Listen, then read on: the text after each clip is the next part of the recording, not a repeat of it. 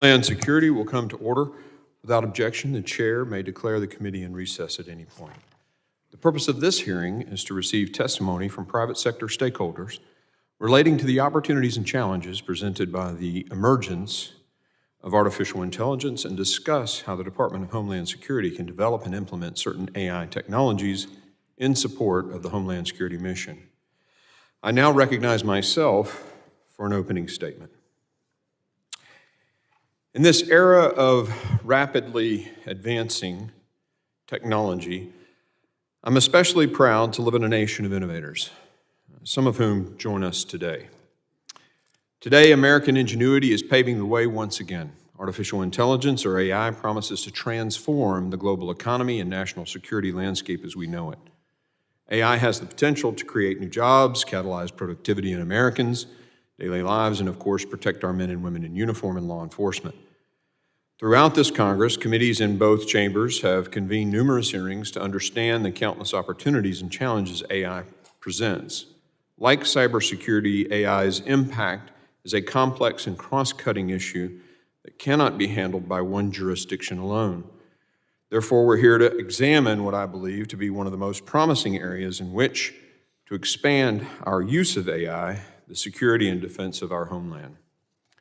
The Committee on Homeland Security has an oversight obligation to make sure we harness AI technologies right.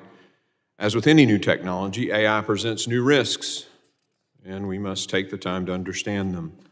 This includes prioritizing safety and security throughout AI development, deployment, and use.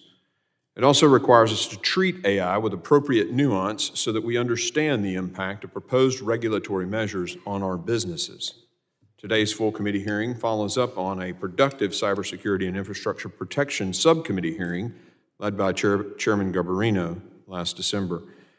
The subcommittee specifically considered the role of DHS and CISA in securing AI, a topic we will continue to explore today.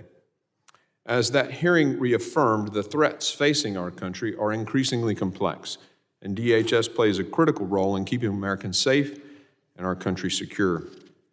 DHS has a broad mission and has explored and even implemented AI for specific purposes aligned with its unique missions.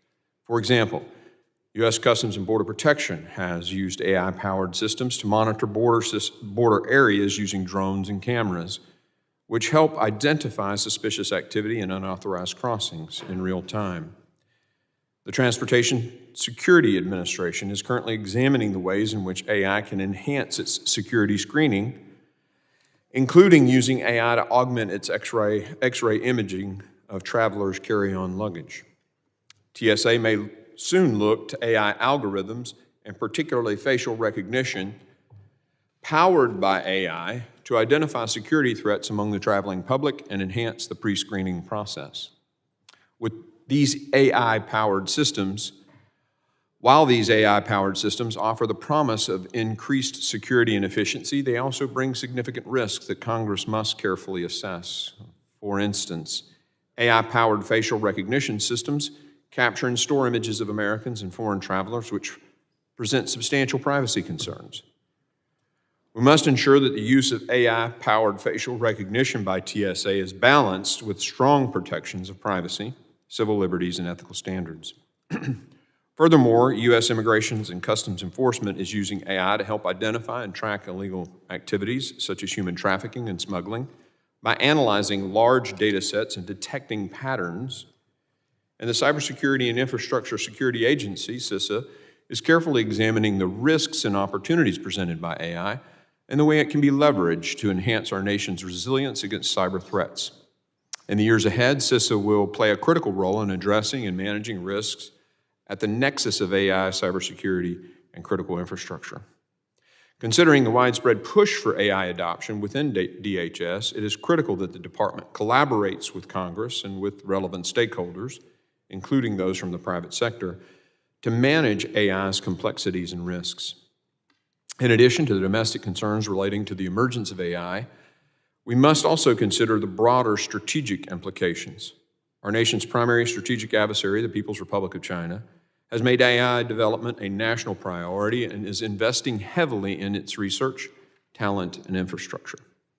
The communist regime's aggressive pursuit of AI poses a significant challenge to the United States, not only economically, but also in terms of our national security. In fact, DHS's 2024 Homeland Threat Assessment warns that developing, quote, malicious cyber actors have begun testing the capabilities of AI-developed malware and AI-assisted software development, technologies that have the potential to enable larger scale, faster, efficient, and more evasive cyber attacks against targets including pipelines, railways, and other U.S. critical infrastructure, end quote. This is extremely concerning. As complex as these threats are, our nation's efforts to combat them will be even more challenging if our adversaries lead in AI research, development, and innovation. For these reasons, it is important for Congress, DHS, and the private sector to work together to ensure that we remain at the forefront of AI innovation while safeguarding our national security, economic competitiveness, and civil liberties. Today, we will hear from a panel of experts who will provide insights into the current state of AI for Homeland Security and the steps that we can take to trust that the AI we use will be secure. To our witnesses, thank you for being here today, for your efforts to educate members of this committee and the American people on how we can responsibly advance AI innovation. I look forward to your testimony. I now recognize the ranking member, the gentleman from Mississippi, Mr. Thompson, for his opening statement. Thank you very much, Mr. Chairman. Good morning to our witnesses.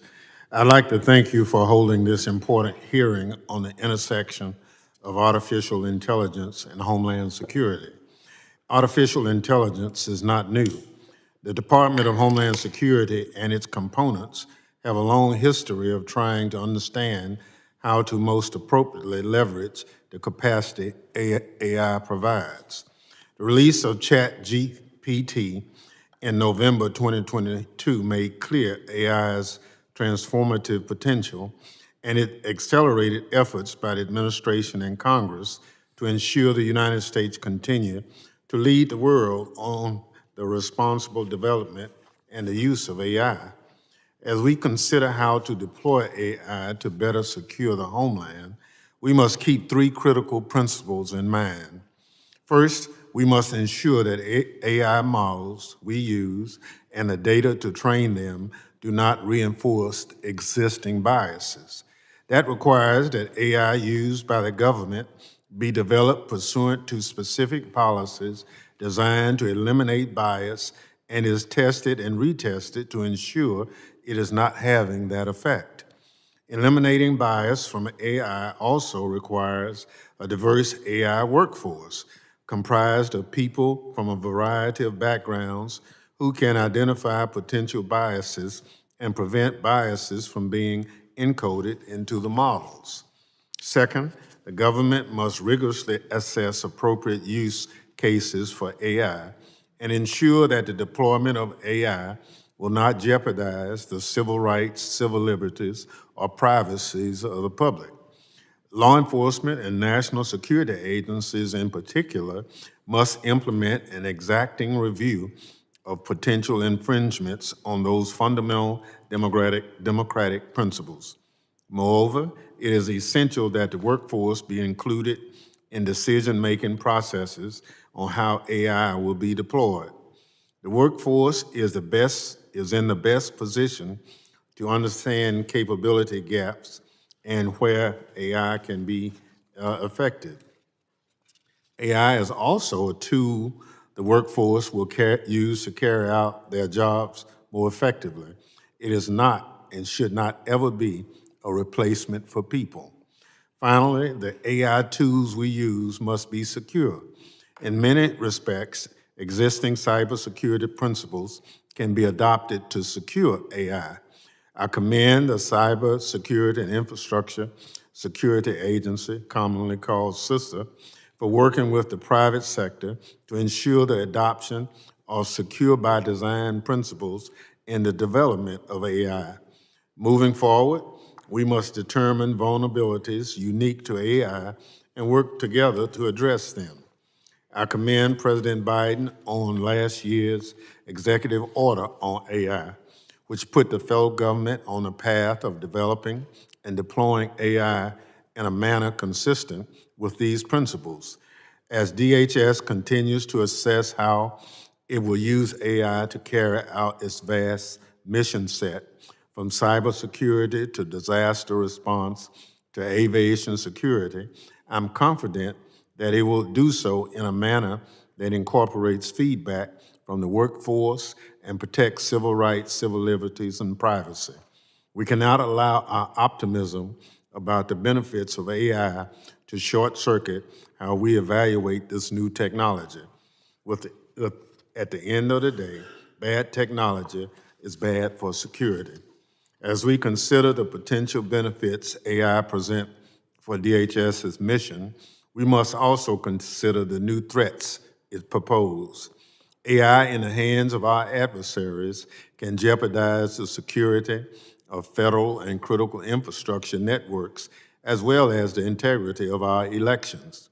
We know that China, Russia, and Iran have spent the past 4 years honing their abilities to influence our elections, sow discord among the American public, and undermine confidence in our election results. Advances in AI will only make their job easier, so we must redouble our efforts to identify manipulated content and empower the public to identify malicious foreign influence operations. I look forward to a robust conversation about how the Department of Homeland Security can use AI strategically to carry out its mission more effectively. I look forward to the witnesses' testimony, Mr. Chairman, and I yield back the balance of my time. I want to thank the ranking member for his comments. Other members of the committee are reminded that opening statements may be submitted for the record. I'm pleased to have a distinguished panel of witnesses before us today, and I ask that our witnesses please stand and raise your right hand.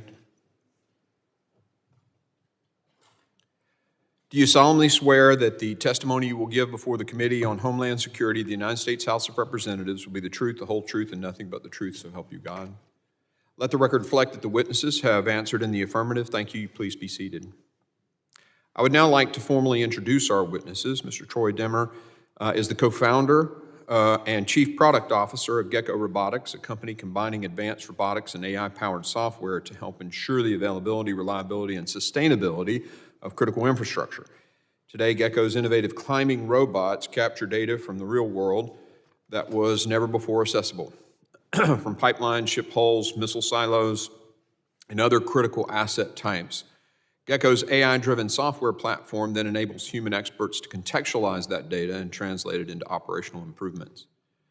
Mr. Michael Sikorsky is Palo Alto Networks Unit 42's Chief Technology Officer and Vice President of Engineering.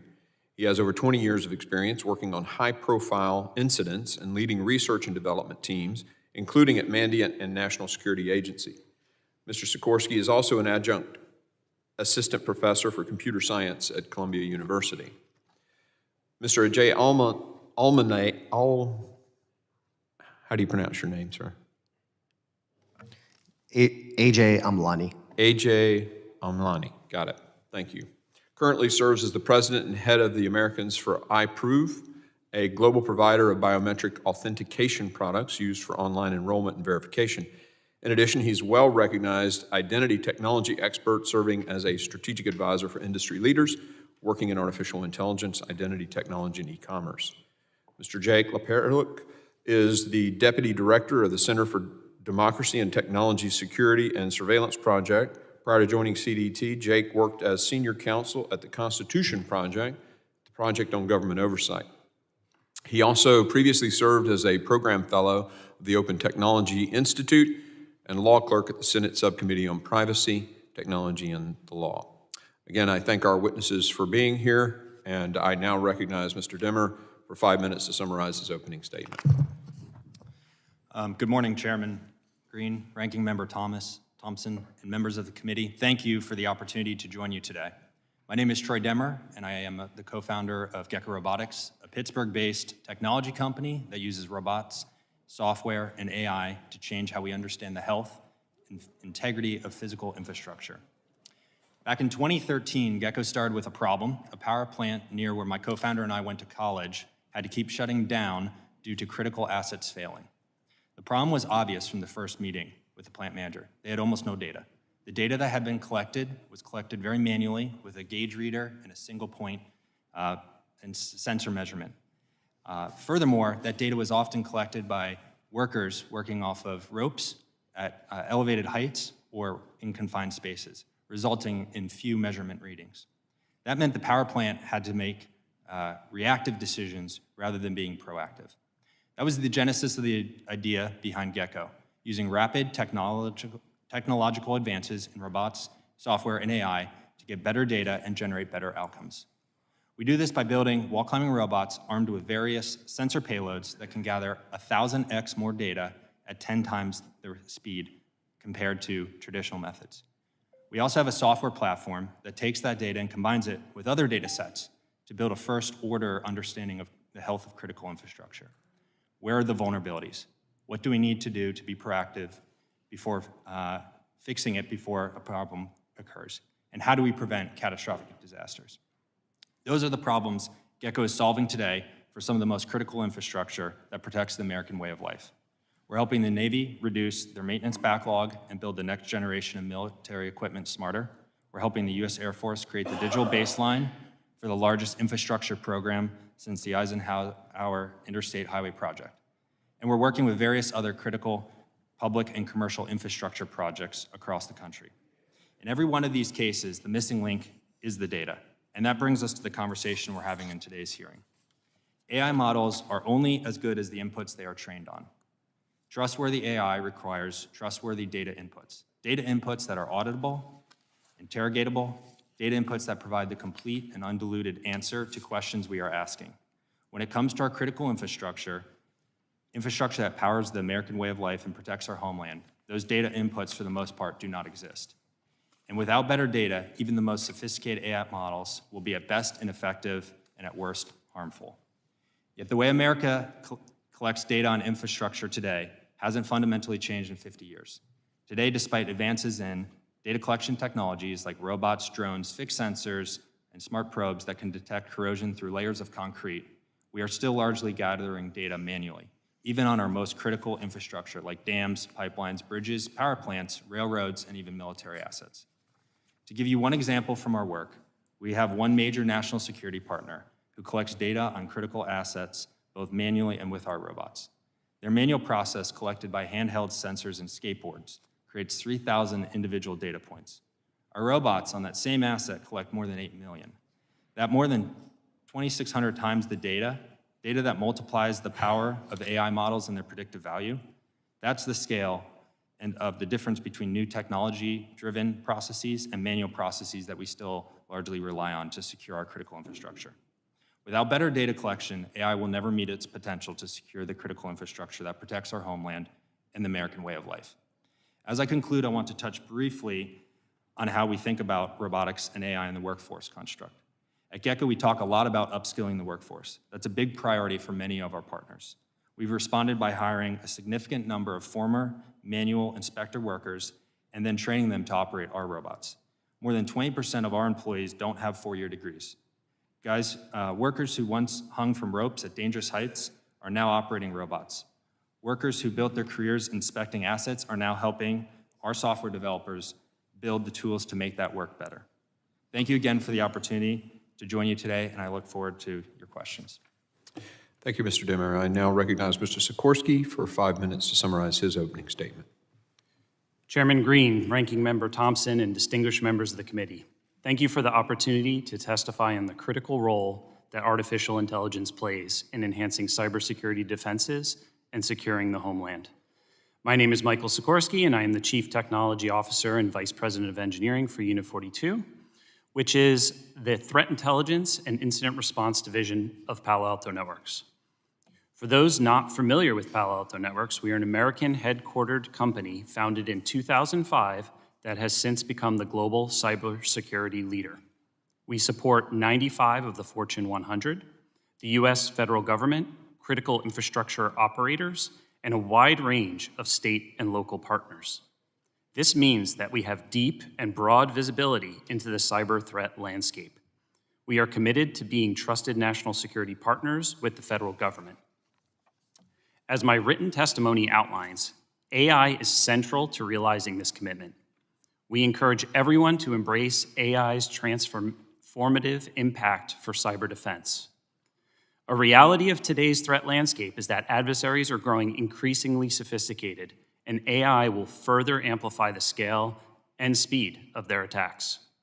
However, this fact only heightens the importance of maximizing the substantial benefits that AI offers for cyber defense. The AI impact for cyber defense is already very significant. By leveraging precision AI, each day, Palo Alto Networks detects 2.3 million unique attacks that were not present the day before. This process of continuous discovery and analysis allows threat detection to stay ahead of the adversary, blocking 11.3 billion total attacks each day and remediating cloud threats 20 times faster. The bottom line is that AI makes security data actionable for cyber defenders, giving them real-time visibility across their digital enterprises and the ability to prevent, detect, and respond to cyber attacks quickly. Accordingly, Palo Alto Networks firmly believes that to stop the bad guys from winning, we must aggressively leverage AI for cyber defense. My written testimony highlights a compelling use case of AI-powered cybersecurity that is showing notable results, up-leveling and modernizing the Security Operations Center, also known as the SOC. For too long, the cybersecurity community's most precious resources, our people, have been inundated with alerts to triage manually. This creates an inefficient game of whack-a-mole, while critical alerts are missed and vulnerabilities remain exposed. We have seen transformative results from customer use of AI-powered SOCs.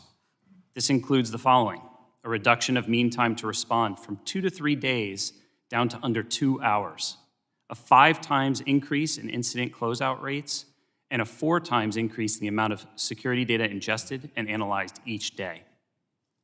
Outcomes like these are necessary to stop threat actors before they can encrypt systems or steal sensitive information. And none of this would be possible without AI.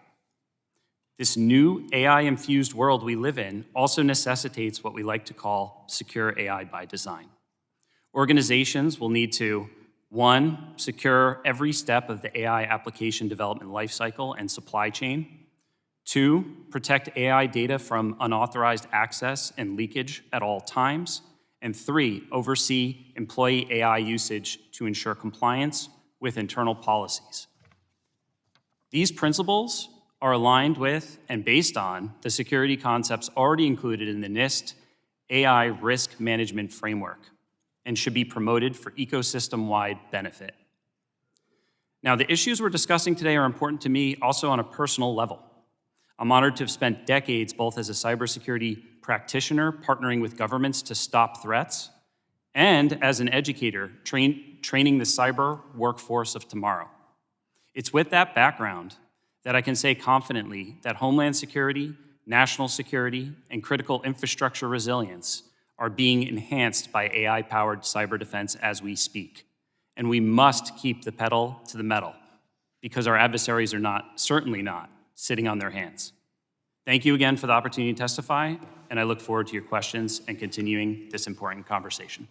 Thank you, Mr. Sikorsky. I now recognize Mr. Amlani for his 5 minutes of opening statement. Good morning, Chairman Green, Ranking Member Thompson, and members of the committee. My name is AJ Amlani, and I've been building innovative solutions to help organizations assure people's identities for the last 20 years. I serve as President, Head of Americas at iProve. I started my federal service as a White House Fellow and Senior Policy Advisor to Secretary Tom Ridge, the first Secretary of Homeland Security, in the aftermath of the 9/11 attacks. At a time in which the federal government was rethinking how to manage its national security missions. And a large part of that included finding new ways to benefit from the innovation happening in the private sector. For the past 20 years, I have forged partnerships with the federal government and the commercial sector that facilitate the utilization of commercial technology to augment national security initiatives. Today, this committee is considering how to harness the power of AI as part of a multi-layered defense against our adversaries. To best answer that question, we need to start with understanding how AI enables threat actors. What capabilities can DHS and its component agencies develop to combat these threats? What actions can the department take to better work with industry as it promotes standards for AI adoption? AI exponentially increases the capabilities and the speed to deploy new fraud and cyber attacks on the homeland. They enable new threat technology developers to dramatically shorten their innovation cycles. Ultimately, AI technologies are unique in the way that they upskill threat actors. The actors themselves no longer have to be sophisticated. AI is democratizing the threat landscape by providing any aspiring cybercriminal easy-to-use advanced tools capable of achieving sophisticated outcomes. The crime-as-a-service dark web is very affordable. The only way to combat AI-based attacks is to harness the power of AI in our cybersecurity strategies. At iProve, we developed AI-powered biometric solutions to answer a fundamental question. How can we be sure of someone's identity? iProve is trusted by governments and financial institutions globally to combat cybercrime by verifying that an individual is not only the right person, but also a real person. Our technology is monitored and enhanced by an internal team of scientists specialized in computer vision, deep learning, and other AI-focused technologies. Novel attacks are identified, investigated, and triaged in real time, and technology enhancements are continuous. This combination of human experts and AI technology is indispensable to harness AI in defending and securing the homeland. But equally important is the need for AI-based security technologies to be inclusive and uphold privacy mandates by design. DHS and its component agencies have prioritized transparency and accountability, including performing routine self-assessments and collecting public input on matters of privacy protection and limitations on data use. Those actions serve as a great model for how DHS and other agencies should treat AI capabilities, both in regulating and promoting AI adoption. The US government has used biometrics in a growing number of programs over the past decade to improve operational efficiency and traveler experience. With Gen AI, biometrics take on an expanded role of helping to ensure that someone is who they claim to be in digital ecosystems. For example, deepfakes and synthetic identities have recently become so realistic that they are imperceivable to the human eye. Because of this, biometric verification plays a critical role in the nation's security posture. To best assist DHS and its components, Congress should support the creation of more useful standards for systems and testing, and give access to the best talent developing new technology tools with the agility necessary to respond to the changing threat landscape. The Silicon Valley Innovation Program is a very powerful model for both acquiring the expertise of the nation's best engineering minds while also creating a collaborative testbed for proving new technologies. iProve has worked with S&T in all phases of the SVIP program and can testify firsthand to the powerful impact that this program could have if expanded to scale with a broader group of stakeholders. Another example, the Maryland Biometric Test Facility, could be expanded upon to incorporate a wider range of perspectives as biometric technologies work to address future threats. In conclusion, we at iProve are completely focused on pioneering capabilities which can counter identity fraud while collaborating with federal stakeholders to advance innovation. We seek to play a constructive role in AI practices and hope the committee will see us as a resource as you consider a path forward. Thank you. I look forward to your questions. Thank you, Mr. Amelani. I now recognize Mr. LaPerouse for 5 minutes to summarize his opening statement. Chairman Green, Ranking Member Thompson, and members of the House Homeland Security Committee, thank you for inviting me to testify on the important topic of artificial intelligence and how we can ensure that its use aids America's national security as well as our values as a democracy. I'm Jake LaPerouse, Deputy Director of the Security and Surveillance Project at the Center for Democracy and Technology. CDT is a nonprofit, nonpartisan organization that defends civil rights and civil liberties in the digital age. We've worked for nearly 3 decades to ensure that rapid technological advances, such as AI, promote our core values as a democratic society. AI technology can only provide security if they are used in a responsible manner, and as Chairman Green said, treated with appropriate nuance. This is not only critical for keeping America safe, it is also necessary for protecting our constitutional values. Today, I'd like to offer a set of principles for the responsible use of AI, as well as policy recommendations to promote such use in national security space. We must be wary that for AI technologies, garbage in will lead to garbage out. Too often AI is treated as a sorcerer's stone that can turn lead into gold. But in reality, AI only performs as well as the data that it is given. Reckless deployment of AI technologies, such as using input data that is low quality or well beyond the bounds of what any given system was designed to analyze, will yield bad results. In the national security space, this could have dire consequences: wasted resources, leading investigations astray, or triggering false alarms that leave genuine threats unattended to. Ensuring that AI is used responsibly is also critical to protecting our values as a democracy. AI is often framed as an arms race, especially in terms of national security, but we must take care in what we're racing towards. Authoritarian regimes in China, Russia, and Iran have shown how AI technologies such as facial recognition can throttle dissent, oppress marginalized groups, and supercharge surveillance. The United States must not use AI so callously. Truly winning the AI arms race does not simply mean the fastest build-up on the broadest scale. It requires uses that uphold civil rights and civil liberties. As Ranking Member Thompson highlighted, responsible use requires exercising care from creation to input of data into AI systems to the use of the results from those systems. To facilitate responsible use, government applications of AI should be centered on the following principles. AI should be built upon proper training data. It should be subject to independent testing. It should be deployed within the parameters that the technology was designed for. It should be used by specially trained staff and corroborated by human review. It should be subject to strong internal governance mechanisms. It should be bound by safeguards to protect constitutional values. And it should be regulated by institutional mechanisms for transparency and oversight. Although the degree of secrecy in national security programs will make upholding these principles especially challenging, we can and must find ways of promoting responsible use of AI. CDT proposes 2 policies in furtherance of this goal. First, Congress should establish an oversight board for the use of AI in national security contexts. This board will be a bipartisan, independent entity within the executive branch, with members and staff given access to all use of AI within the national security sphere. The board would act as an overseer within classified settings to promote responsible use of AI. So this would support both compliance with existing rules as well as lead to improved practices. The board's role would also allow for greater public knowledge and engagement. This would serve as a conduit for harnessing outside expertise and building public trust in government's ongoing use of AI. The Privacy and Civil Liberties Oversight Board has demonstrated how effective this model can be.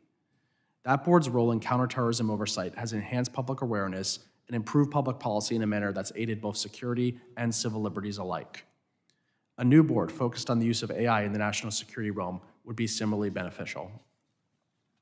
Second, Congress should enact requirements to enhance transparency for the use of AI.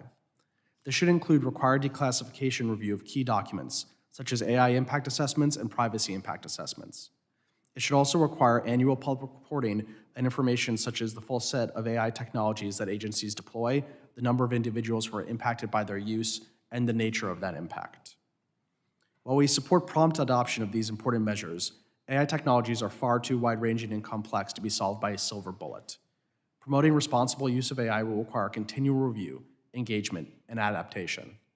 This work should be done in consultation with a broad set of stakeholders, impact communities, and experts. Thank you for your time, and I look forward to your questions.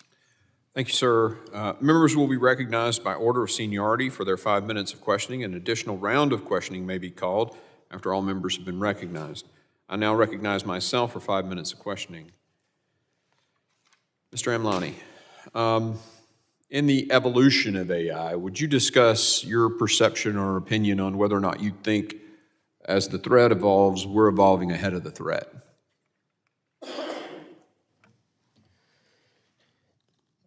Thank you, Mr. Chairman, for the question. This is a very important component of the work that we do at iProve. At iProve, we have a central operations center where we monitor all the threats happening globally. We have deployments worldwide: Singapore, UK, Australia, Latin America, Africa, and the United States. And we're constantly using our human people there with PhDs to be able to assess the threats that are actually trying to attack biometric systems globally. We're migrating and adapting our AI technology to stay multiple steps ahead of the adversary. And I think this is very critical as we look at AI technology to be able to build in steps to continue to stay multiple steps ahead of the adversaries and understanding what attacks are actually happening globally so that we can continue to modify our systems. Well, thank you for that, and I'm glad to hear that. I think it makes everybody sigh a little bit, relief. But I want to shift the subject a little bit because we're talking about AI as a tool and as all the positives and then the challenges of it when it's on the attack side. But I want to ask something about workforce.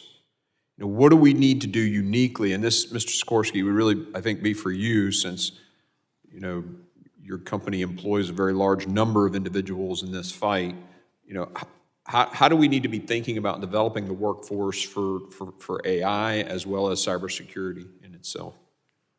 Yeah, that's a great question, Congressman. I think it's super imperative. Myself, I've trained cyber agents for the FBI at Quantico, Department of Energy employees, private companies, and then I've been teaching at the university level for over a decade. And firsthand, I've seen that we really need to focus in as AI, cybersecurity, it's here to stay, and we need to really make strides to continue to push down, get people trained up, our workforce, our children, get them learning these concepts very early on is super important. And then from a Palo Alto Networks perspective, we're very invested in this as well. So as far as the Unit 42 team goes within Palo Alto Networks, we have what's called the Unit 42 Academy, which takes undergraduates, gives them internships during the college years, hands-on training. Then they come to work with us as a class, like a cohort, where they learn a lot of up-leveling skills, and their first year is spent just engaged in learning and growing. And I'm proud to say that 80% of the Unit 42 Academy in the last year was actually made up of women. Do me a favor and let's go just a little bit more granular on this question. What are the skills, specific skills that these individuals need to have? What are we teaching them? I get, the coding and all that stuff, but what specifically do you need to see in a candidate that you would want to hire? Yeah, so number one is having a background and understanding how to engage these technologies. We've spent a lot of time building technologies over the last 10, 20 years in the cybersecurity industry. So knowledge of how they work, what they give them access to, and how they can leverage them to fight against evil that's coming into these networks.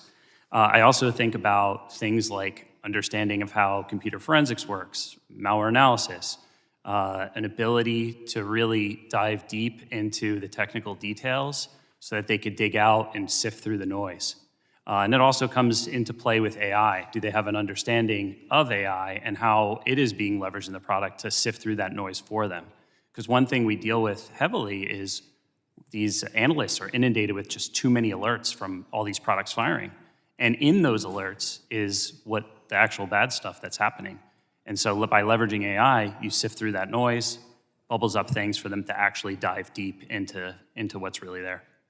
And the essential is the AI is now fighting the AI, basically, right? I mean, the machines are fighting the machines. Am I getting this right? To put it in simplest terms? I think to some extent, I think there's definitely that kind of thing going on for sure. Yeah. But at the end of the day, the cyber analyst is being up-leveled in their ability to fight back. Yeah, we've got to figure out, we've got some legislation coming out pretty soon on workforce development, and I want to just make sure that the AI piece is captured in that. So thank you. My time has expired. I now recognize the ranking member for his 5 minutes questioning. Thank you, Mr. Chairman. One of the things that we've become accustomed to is if we're filling out something online, as we complete it, they want to figure out if you're a robot or if you're a human. And so you got to figure out, now, is this a bus or is this a car or is this a light? So all of us are kind of trying to figure this out. So you gentlemen have given us some comfort that there are some things out here, but let me just give you a hypothetical question. As we look at this, how do you see the role of government as AI develops, and what do we need to do to ensure the public that that development does not allow our adversaries to become even more our enemy than what it is. We'll start with Mr. Dimmer.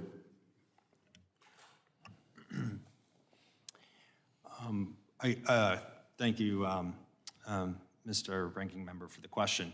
I agree the country needs to prioritize building AI that is safe. With the executive order, where I stand is that we need to collect highly accurate data that ultimately informs these models. And increasingly, what I think can be done is to help create test beds for helping to validate those models and creating the training data sets that enable good AI to be created, leveraging only good data sets. And so that's my position. Yeah, I think one thing that I think of is my history in cybersecurity. We rushed as innovators to get the internet out, and we didn't build that while thinking about security, and look at the spot we're in. I think that's why it's really important that we build AI and have it secure by design. And it's one of these things where it falls into a few different categories, making sure that the AI that we're building, everybody's rushing to get this technology into their products and out to consumers, but we need to think about it as we build it. For example, what is the application development lifecycle? What is the supply chain of that being built, and is that secure? Thinking about these things as they're running in real time. How are we protecting those applications so that they don't get manipulated? How about the models we're building? How about the data? Is that subject to manipulation? How are we protecting that? And then how do we monitor it? How do we monitor our employees that are all probably using this today without even our knowledge? Mm-hmm. So those are all areas where I would focus. In addition, when building the internet, identity was actually not a layer that was originally thought about. So the challenge that you just described about the changes of buses, I just encountered seaplanes versus normal planes. And it's very difficult to try to decipher between what's a seaplane and a normal plane in terms of a CAPTCHA. That's the field it's called. Standards and testing is a very important component here. I think we need to continue and constantly test all the tools to make sure that they're inclusive and making sure that they're accurate. Standards are another important component here that comes out of testing, but it is also very focused on leveraging in organizations like NIST and continue to invest in organizations like NIST. Talent development is the other component that I would heavily focus on, and much of that resides in the private sector and partnerships with private sector companies. At Defense Innovation Unit, we surveyed the top 25 engineering schools about where they wanted to work after they graduated, and there was no government agency other than NASA on that whole list. There was no defense or a government contractor on that whole list other than SpaceX. And so as we start to think about this, how do we actually get access to the top engineers across society? And that is actually through partnerships with the commercial world. Thank you. Yeah, I would echo several of what's been said already. We need well-trained systems. We need high standards for procurement to make sure that we're using good systems. We need proper data inputs to be going into AI systems and proper treatment of what's coming out with human review. I would also emphasize that beating our adversaries in this field means that we do not end up imitating our adversaries. Right now, facial recognition, as an example I've already harped on, that is used in a frightening way in regimes like China, Russia, Iran. Right now, federally, we do not have any regulations on law enforcement use of facial recognition, and although the cases are limited, there are documented cases of it being used against peaceful protesters in the United States. That's a type of standard that we should be prohibiting.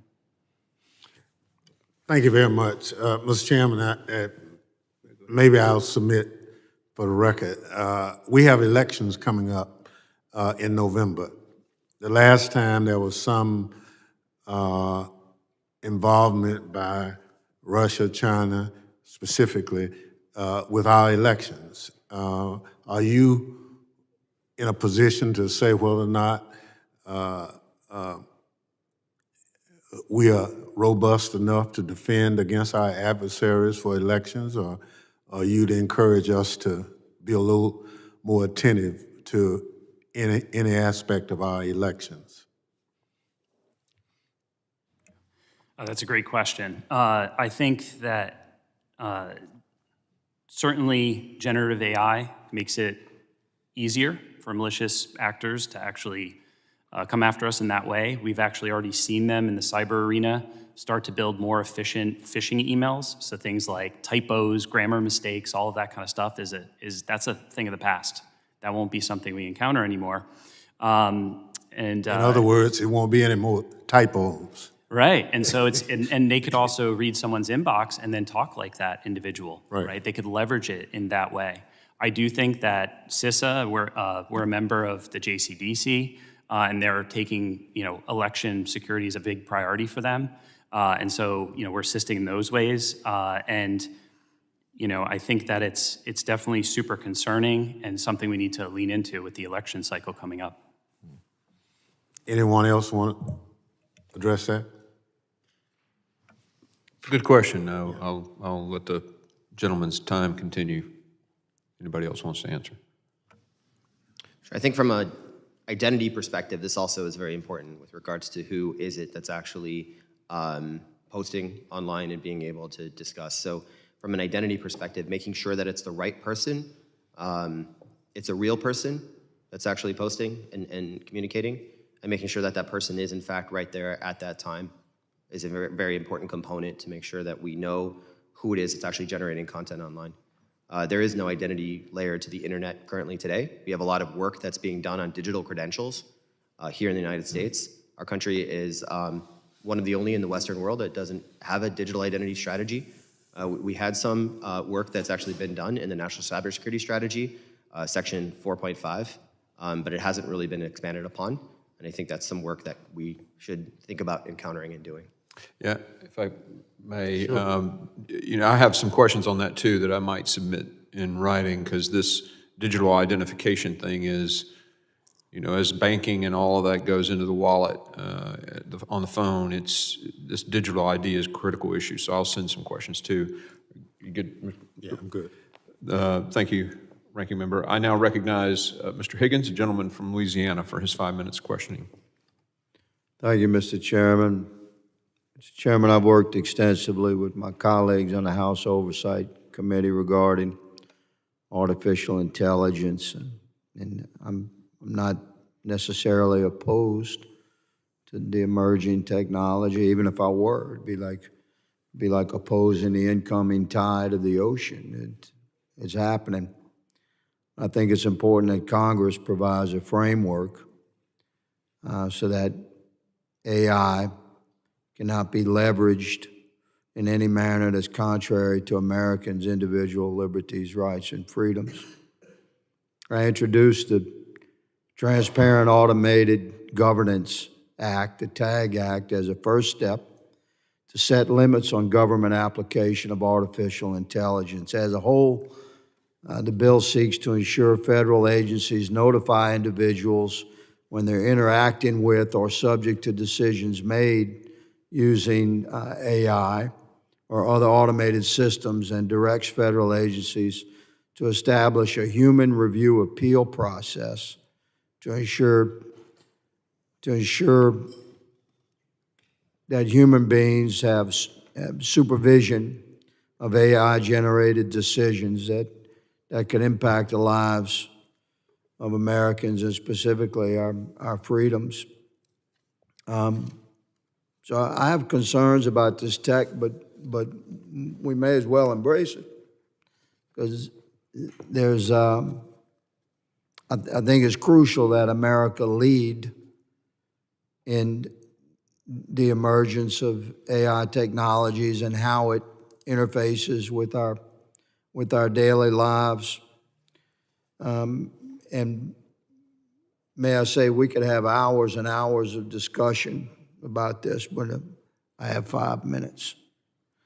So I'm going to ask you, gentlemen, regarding the use of AI as it could contribute towards more effective counterintelligence or criminal investigations, as those criminal investigations and counterintelligence efforts relate to homeland security. I'm trying to focus in on this committee, our committee here, and our responsibilities.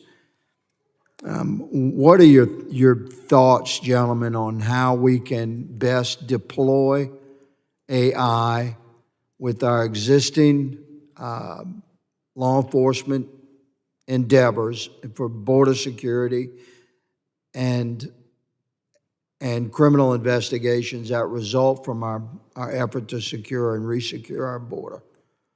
Mr. Sikorsky, I'd like to start with you. Yeah, that's a great question. I think one thing I look towards is the way we're already leveraging AI for cyber defenses. As I spoke about in my statement, we've been taking really large amounts of data and distilling it into very few actionable items that a human You say taking large amounts of data. Where are you getting that data from? So for us as a cybersecurity company, we are focused on processing security data, which means ones and zeros, the malware that is found on the systems, the vulnerability enumeration of those systems, low-level operating system information that now enables us to tease out what's the actual threat, which is very distinct from. So you're drawing your raw data from open sources and from, how are you accessing the raw data that you're analyzing?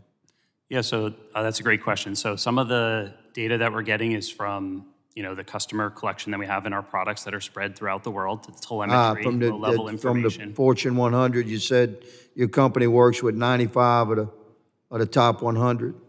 That's right. Okay, so those companies have agreements with their users. That's that part that we don't read. As it comes up on your phone and you renew the agreement and nobody reads it, we go to the bottom and click yes. So in the 95 companies, there's agreements to share that data. You're using that to analyze through AI for the purposes of what? Yeah, that in order to find new attacks. So one of the things we're doing is it's firewall data, network level telemetry, host system level telemetry. This is very different than, say personal information or something like that. And instead, we're focused on that lower level data, bringing that together and then leveraging AI to say, how is that network attack related to what's happening on the actual computer? Bringing that together quickly so that the analyst can find the threat and eliminate it very quickly. And you're specifically referring to cybersecurity, but Mr. Chairman, my time has expired. I have many questions I'm going to submit to these gentlemen in writing, and thank you for convening this hearing. It's very important. Absolutely, thank you. I now recognize Mr. Carter, the gentleman from Louisiana. Thank you, Mr. Chairman. 5 minutes. And thank you to the witnesses for joining us today. Advancements in AI technology, as it demands for its use, possesses significant challenges. We must mitigate the associated risks and threats by leveraging AI to improve our national security. I urge my colleagues to support my bill, H.R. 8348, the CISA Securing A1 Task Force Act, which proposes the creation of a dedicated task force within CISA. This task force will focus on addressing safety, security, and accountability challenges posed by AI. Today's discussion is crucial for the American people as we work to tackle these pressing issues. AI is not new. We know that. It's relatively new to the general public, and some of its applications have enormous value. Some of them can be quite frightening. National security, obviously, is major. So I'd like to ask each of you to take a crack at answering the questions relative to civil rights, civil liberties, and privacies in general for the American people. How is this contemplated as we develop further delving into AI? Mr. Demmer? Well, I defer to my fellow witnesses on this issue, given their expertise, but it is certainly worth a spirited conversation about how we balance national security and civil liberties. What I can say is GECO's focused on building the data sets on the most critical infrastructure in a way that promotes national security. So I'm a cybersecurity practitioner, as I said, so I'm not, don't know all the ins and outs of the policy itself. But my sense is that when we think about AI and regulation, we got to think of the purpose. So defining what is high risk, right? And then saying, what are the AI use cases that are actually high risk and focusing on the unique security requirements for them. On the cybersecurity side, I think that security data, those ones and zeros I was talking about earlier, are a little bit not high risk compared to a lot of other technologies that are being rolled out.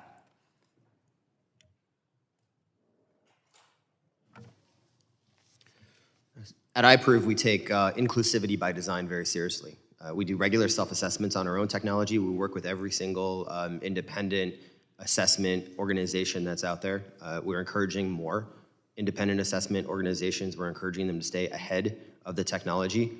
Many times these independent organizations focus on threats or challenges in the past. We need to stay up to speed. We need to stay above and go beyond.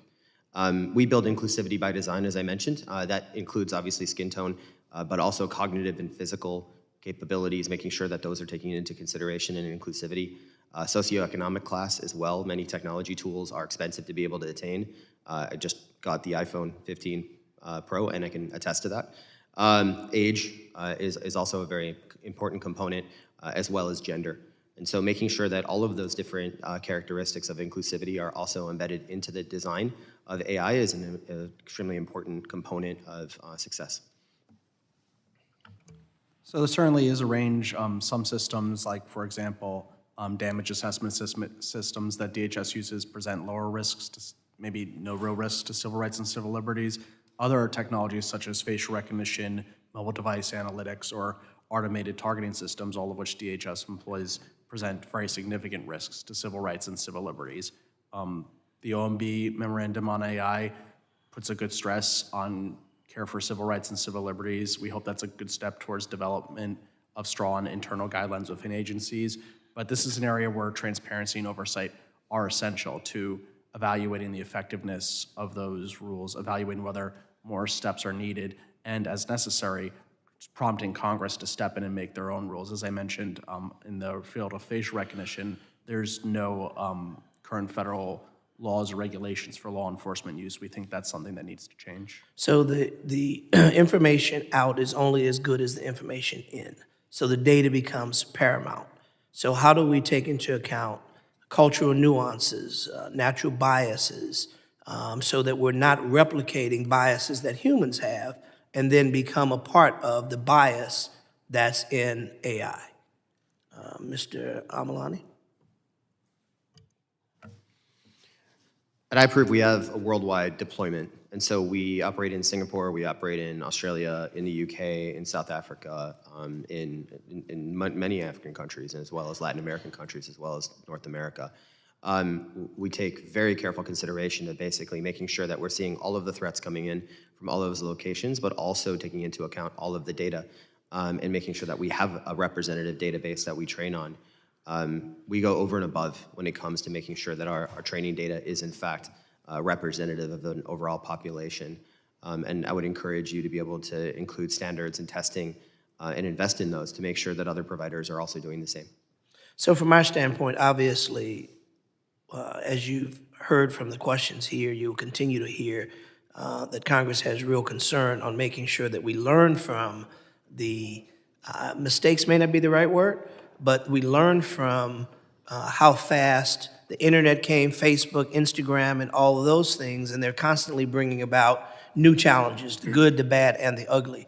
How do we learn from that to make sure that we are managing this AI as it unfolds and becomes more prevalent in our society? And I realize that my time has expired, so Mr. Chairman, if you would allow them to answer that, I will yield. The gentleman can answer the question.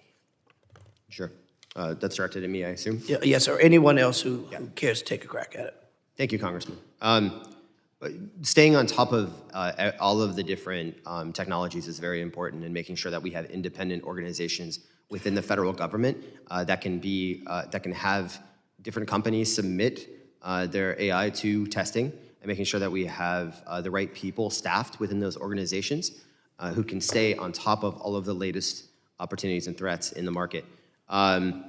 Yes, there is a lot of interest that this overall industry has in making sure that basically it's well-represented databases and common standards that we can all adhere to.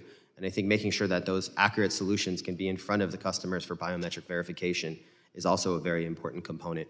Biometric verification is also something that's very different than biometric recognition. And I want to make sure that we can call out the two differences between the two. Gentleman's time has expired. The chair's been flexible and generous with time, but I ask all members to watch the clock. The gentleman from Mississippi, Mr. Guest, is recognized for 5 minutes for questioning. Thank you, Mr. Chairman. I want to thank all of our guests for joining us today. As we've seen the incredible growth of AI, we know that that AI can be used to gather and analyze data. We know that AI has both offensive and defensive capabilities, and with all technology, that AI can be used for good and evil. But specifically, as we drill down today on homeland security and looking at the role that AI is playing in homeland security, I think it's easy for many of us to see the role that AI plays in cybersecurity. And we've heard testimony about the offensive and defensive capabilities of AI in the cyber world. But I want to talk a little bit about the role that AI may play in securing our physical borders. One of the things that this committee has been focused on is trying to secure our southwest border. We know that last year there were 3.2 million encounters on the southwest border, a record number of encounters that we're on track to break that record again this year. We know from statements that the Secretary of Homeland Security has been reported that he's made that 85% of those individuals encountered are at some point released into the interior. And so my question is, how can we use AI to better identify the individuals that are being encountered? Because I have a great fear that we are not identifying and properly vetting those individuals before they are released into the interior. I know, and I'll start with you, Mr. Amlani, you talk a little bit in your written testimony about biometrics and the use of biometrics and the Maryland biometrics test and their facility and the things that y'all are doing. And so I would ask maybe first if you could start off, and then if anyone else would like to join in, how can we within the Department of Homeland Security better use AI to identify the numerous individuals that we are encountering on a daily basis along the southwest border so that we're not allowing people into the country that would cause ill will. People who may have criminal records, criminal backgrounds. We see people all the time who are apprehended that they may have a tie to some sort of terrorist organization, or individuals who have previously been arrested and convicted of violent crimes in other countries. And so how can we use AI to better vet those individuals, to do so in a more timely fashion before they're released? And so I'll start with you, allow you to kick that off, and then would ask anyone else who would like to join in to please continue in this discussion. Thank you, Congressman, for the question. This is a very important question in my mind. We at iProof obviously cannot speak on behalf of DHS, but I can speak on behalf of my experience in 2003 at the Department of Homeland Security, originally launching new technologies like biometrics at the border. Secretary Tom Ridge did assess biometrics as one of the core technologies to be able to improve the department's capabilities, improving throughput, as well as being able to improve security at the same time. My personal experience with biometrics was actually introduced to me first in 2003, U.S. Visit Program, when it was rolled out at airports for the first time. For people coming into the country that were not citizens, we actually used fingerprint technology at the borders, and it was very eye-opening for me, for people walking up to a Customs and Border Patrol agent who had a look of fear in their eyes, about to be asked a significant set of intrusive questions and disclosing a lot of private information, who then put their fingerprint down on the device, and to have the Customs and Border Patrol agent say, "Welcome to the United States." That sole interaction for me was something that lit a fire within me over the last 20 years to recognize that this was not just a security tool and a capability that was focused on law enforcement, but actually a tool for consumers to be able to allow themselves to be able to protect their own privacy and have better experiences. Anyone else like to add in? Yes, sir. I would just add that this is, I think, a very good example of how input data, what you're putting into a system, and the quality can make such a difference. in biometrics and facial recognition fields, a photo that is done good lighting, close up, clean profile, such as a DMV photo or a photo during processing and booking, that is much more likely to yield accurate results than, say, if you're taking something in the field from a distance. If I just took my smartphone and tried to click a picture of you now, or if someone was taking a photo at night. So it's, I think, a prime example of when you're talking about something like during processing, why those different situations can make such a difference about whether AI is reliable or not. It really is highly situational. With either our other two witnesses, I'll give both of you an opportunity before I yield back if anyone would like to add to the discussion. Mr. Chairman, I'm over time, so I yield back. Gentleman yields. The gentleman from Maryland, Mr. Ivey, is recognized for 5 minutes for question. Thank you, Mr. Chairman. I appreciate that. And to my Republican colleagues, if you'll relay to Chairman Green my appreciation for having this hearing. I think this is an outstanding topic for us. In fact, we might even need to have additional hearings on this topic because the time goes so quickly. But thanks again for having it. And to Mr. Amlani, welcome from Maryland. I represent Prince George's County. You're just outside of our district. Hopefully when that lease comes up, we can convince you to move a little further south, but we'll take it one step at a time. I did want to ask the whack-a-mole question to you, Mr. Sikorsky, because that's something I've been kind of worrying about quite a bit. We've identified a lot of threats, and the challenge, I think, is that sometimes they can replicate very quickly, faster than certainly a litigation approach can remedy those. Let's take the, deep fake types of imagery. We've had some of those pop up. Sometimes they're aimed at embarrassing individuals, sometimes, revenge porn kind of things. So since I don't know that litigation is fast enough to do it, and I think you mentioned that your company's taken some steps to try and deal with that moving forward, I'd like to hear a little bit more about it. But in addition to that, how can the government create incentives for the private sector to do more on that front? And to, because I think it might have been the ranking member mentioned, we've got AI fighting AI. I think that's going to be better than the government fighting AI, or certainly the courts. How can we go about it in a way that allows us to keep pace? Yeah, that's a great question, Congressman. I think there's some things that are already happening that are really great with the government. A few things that I'm actually pretty passionate about myself, things like collaborative defense. So back when I worked for the NSA, you didn't tell anybody you worked there. Now there's a cyber collaboration center that reaches out to industry and realizes that we can go much further with defending the nation if we work together versus in complete and utter silos. And so continued push, like we've seen with CISA and the JCDC, for example, has been very successful and is moving the needle. So pushing hard on that front, I think, is imperative. I also think that it's important to think about cyber hygiene and what entities are doing.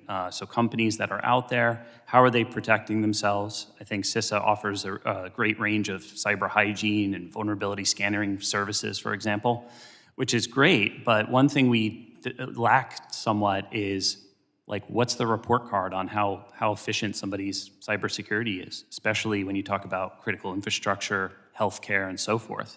So maybe we should roll out metrics that we could actually track over time, like mean time to detect, mean time to respond. How quickly are we actually responding to attacks and sifting through all that noise? All right, and I want to monitor my time, but just to follow up, if you could respond in writing perhaps, but the Unit 42 Academy was very interesting to me. I was wondering how that might be replicated. Perhaps are there ways that the government could encourage other private entities or colleges and universities that might be willing to do it, but find ways to expand that effort too. And the too many alerts point that you made earlier is another one I'd like to find out a little bit more about. With respect to talent development, I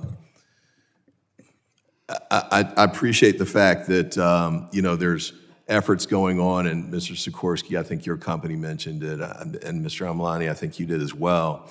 And I think that's going to be a good solution for the intermediate and long term. In the short run, I think we're importing a lot of the talent. And in some instances, we've had people come and testify before this committee that they're coming from hostile states, frankly. And so one of the things that I'm wondering about, since the government monitors it to some extent on the way in through the immigration process, which has its challenges for sure, even with respect to these types. But the other is, once these guys get in and they go to these companies, how do we know that the company's doing a good job of monitoring these individuals to make sure that they're staying on the right track, they're not misusing their position, there's no economic espionage going on? Should we be confident that these companies are doing a good enough job to make sure that the United States is protected and that their industries are protected from those sorts of potential attacks? And I apologize to the chair for running up to the line, but I appreciate the chair's indulgence on this. Anyone who'd like to answer? Yeah, that's a great question. I think, I've been doing incident response for almost 20 years, and it varies. It's not just nation-state threats. It's not just ransomware. Another big threat is insider. We see insider threats when Unit 42 is responding, where, it's not just the threat of them maybe putting something into the supply chain and getting it out the door, and that kind of threat, which we know nation-states are embedding employees in that way. But also we've seen where they go out the door and then they have stolen data and then they start engaging in ransomware-like behavior, especially if their country doesn't have the ability to make money and has their economy cut off. So those are just some ideas I had. Anyone else?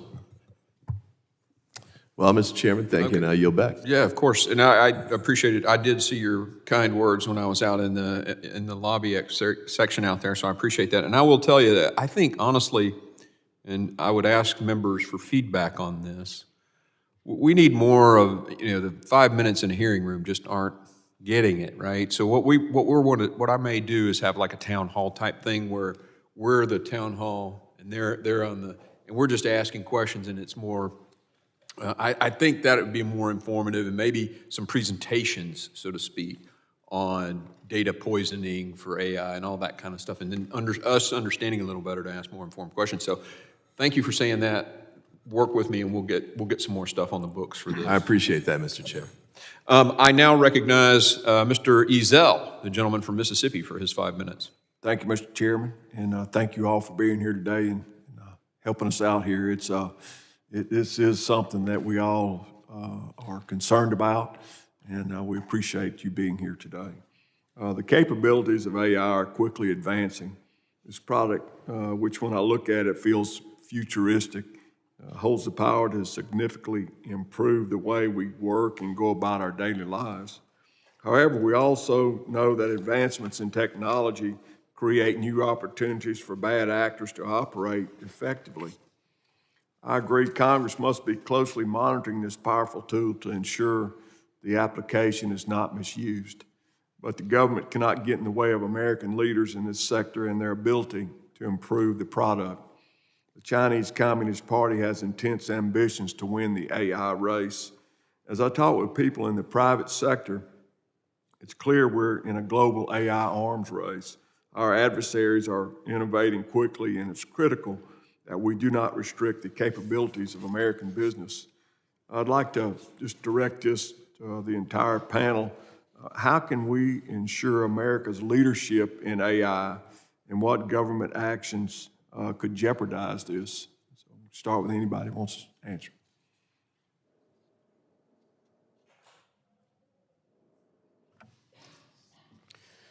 Thank you so much for the question. This is a really critically important point for me. I think continuing to stay ahead of our adversaries on technology requires both investment in our talent and workforce. I just took my 15-year-old son on college visits, and I can tell you it's actually very difficult to be able to get into an engineering university today. I think that there's an unprecedented demand for people wanting to study AI and wanting to study cybersecurity and wanting to study other types of engineering that are being left out of the workforce, that are at the college stage. They get intimidated by software engineering.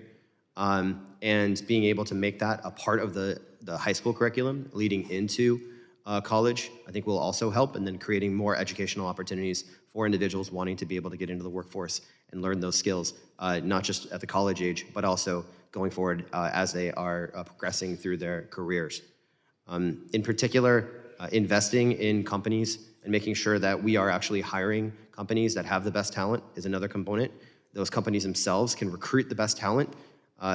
They provide entrepreneurial worlds that allow individuals to be able to create and solve problems in settings that are fun environments to be able to do that. And I think if we can actually make a concerted effort through organizations like the Silicon Valley Innovation Program to hire the right companies to be able to solve some of our massive government problems is an important component to stay ahead.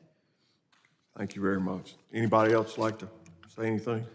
I would say that encouraging, whether it's via procurement, other incentives, responsible development of tools and proper use of those tools is key, and making sure that we're not simply trying to barrel ahead with reckless development or reckless applications. That's not going to yield good results. As I said before, winning the AI arms race doesn't just mean the fastest and broadest buildup, it means the most efficient and effective one. It's also, I think, a matter of looking at our values. When we look at countries like China, Russia, et cetera, it is a deployment of AI that is draconian in nature and that has supported those authoritarian regimes. So I think it's important that we be not just a global leader in innovation, but a global leader in values in this space, and making sure that that when we're promoting the use of AI, we're promoting a use that is in conjunction with democratic values. Thank you very much. Mr. Sikorsky, China limits its citizens' access to information through censorship, and I assume they'll continue these restrictions on AI. How does America's freedom and the capitalist economy help to attract global investment around AI?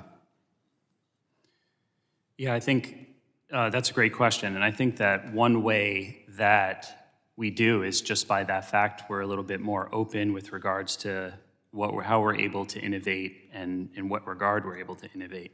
I think as sort of putting that together with your previous question, I think about, what is the high-risk AI models we're building that are impactful to our citizens?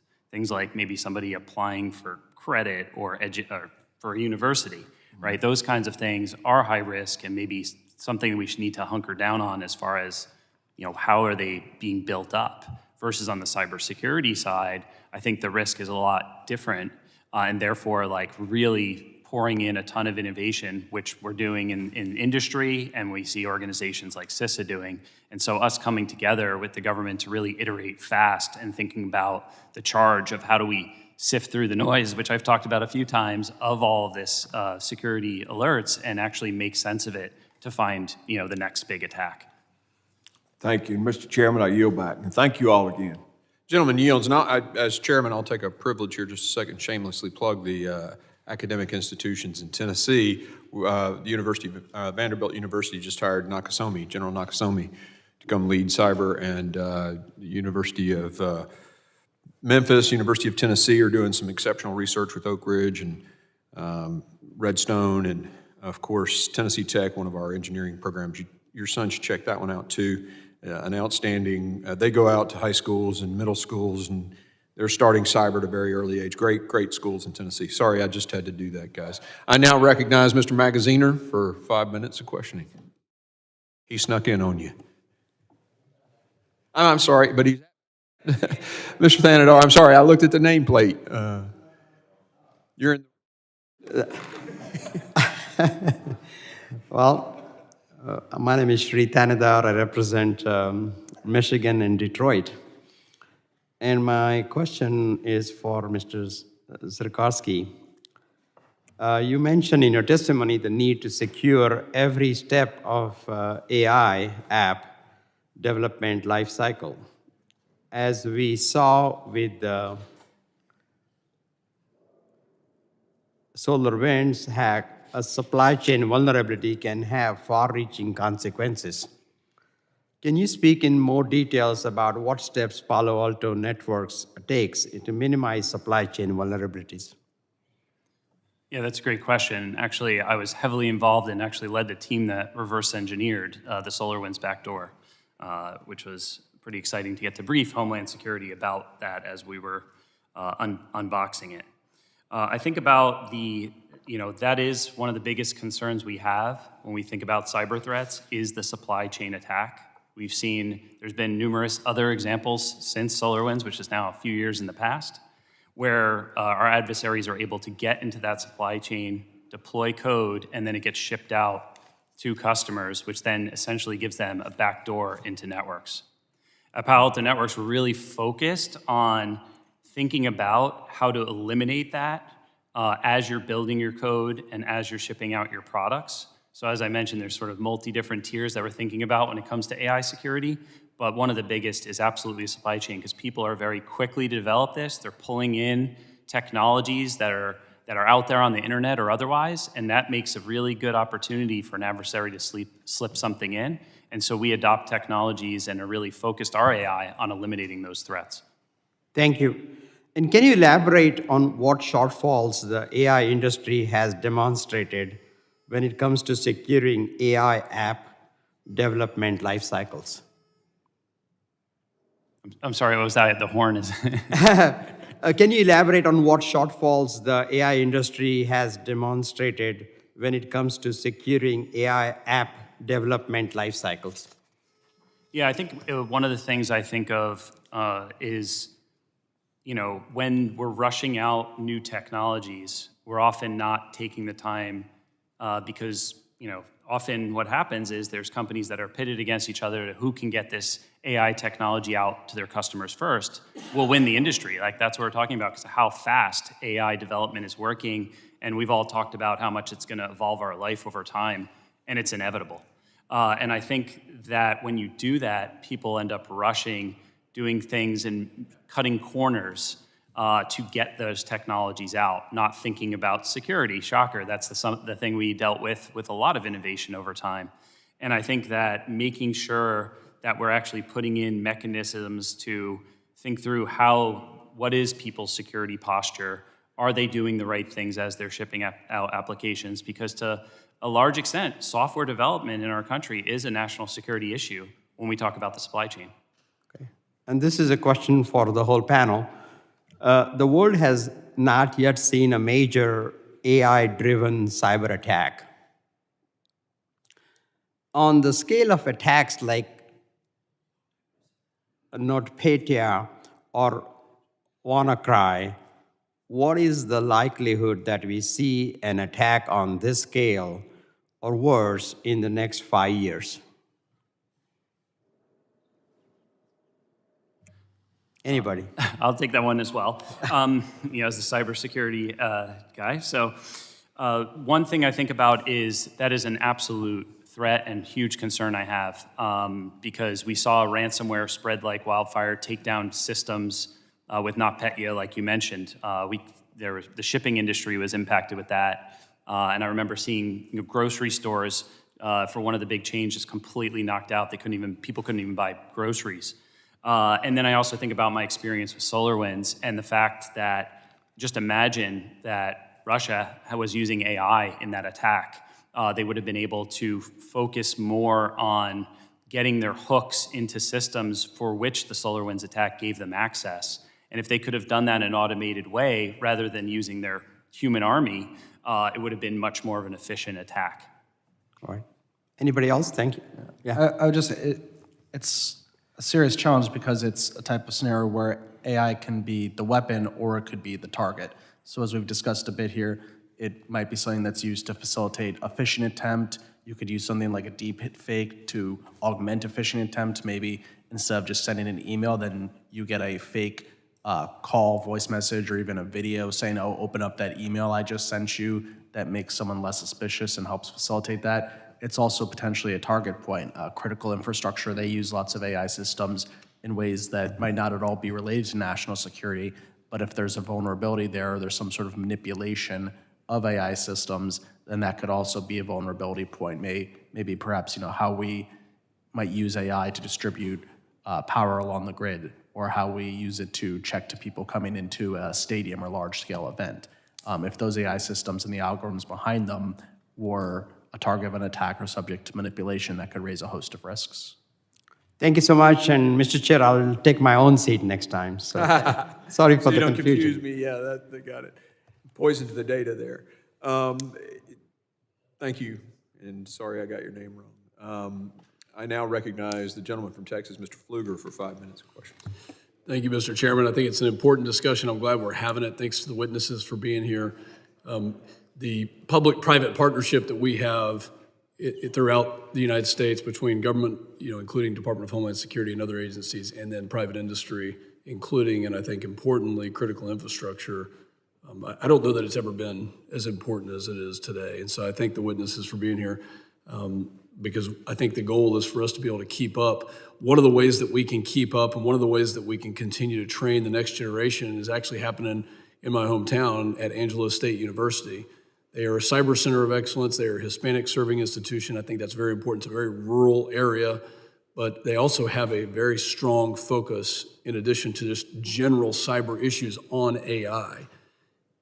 In San Angelo, we have Goodfellow Air Force Base, which is a joint intelligence training base. And so you pair these up together, you've got university work being done, you have the military that trains our intel professionals, a majority of them train at that location. And so I want to put a plug in there for that, and I may ask some questions on that, but let me go to Mr. Sikorsky. In your testimony, you talk about how adversaries are leveraging AI, and I'd just kind of like to get your, whether it's phishing or some other older technique or whether it's a new technique, maybe talk to me about how you see adversaries increasing the scope, the scale, and actually the threat using AI. Yeah, it's a great question, Congressman. I think that, it goes to the question earlier, right? Like the what if some of the attacks we've seen in the past leveraged AI in a large scale attack. I also think about the evolution, right? So the first thing that the attackers went, and we're monitoring them, one of the things Unit 42 does is threat intelligence, so we're monitoring the dark web. We're seeing what they're talking about in their forums, what they're selling to each other, the access to networks, but also talking about how to leverage this technology to create really efficient attacks. The big focus so far has been on social engineering attacks, which means things like phishing, which we talked about, get you to click on something you wouldn't otherwise, and then also manipulate you to get like multi-factor authentication, where you need that extra token to log in. They're really focusing there as well. Where we start to see them, poking around is using AI to be able to do better reconnaissance on the networks they're attacking, to know, what holes are in networks across the world. And then also they're starting to wade into how can they develop malware efficiently and variations of it, so that it's not the same attack you see over and over again, which goes back to the point of how do you fight against that, which is you need to develop technologies that are really efficient using AI to see those variations. I want to ask all of you in the last 2 minutes to speak to this, this model that Angelo State University is using, where they're training students. And those students may go into the NSA, they may go into the military, they may go, in the private sector. What should Angelo State and other universities be doing? We'll start with Mr. LaPerouse and then go down. We've got about a minute and a half. I'm not a hard science person, so I probably have less data than my colleagues, but I would just say I think I found in my field it's invaluable for people in the policy space like me to learn from the people who understand the tech and people who are developing the tech to learn from people who are experienced in policy, experience in protecting civil rights, civil liberties, and values. It helps with sort of how we can translate across to each other, and also helps as you're designing these systems to think about what's the best way to do it and how we can actually do it in a way that's going to promote what we care about as a society. Thank you. Mr. Emlani? I think, first of all, I think actually there's a vocabulary around cybersecurity that is a very important component to be able to educate our youth on.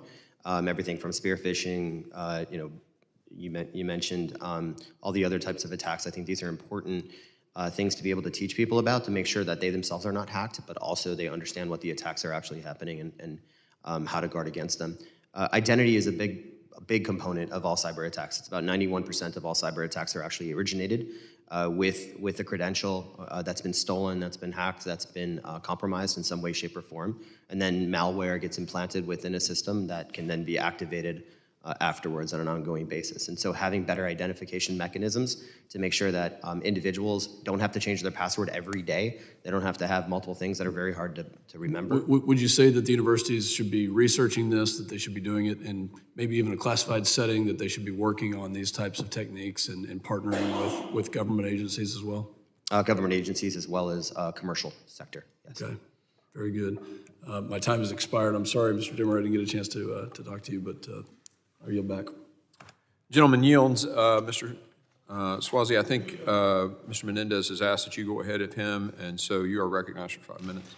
Thank you, Mr. Chairman. Thank you so much for doing this hearing. I'm very interested in the idea of you doing some sort of off-site retreat to delve into this in more depth. Thank you to the witnesses. When I listen to you and I think more and more about AI, the more terrified I become, quite frankly. I know there's great opportunities, but I'm scared.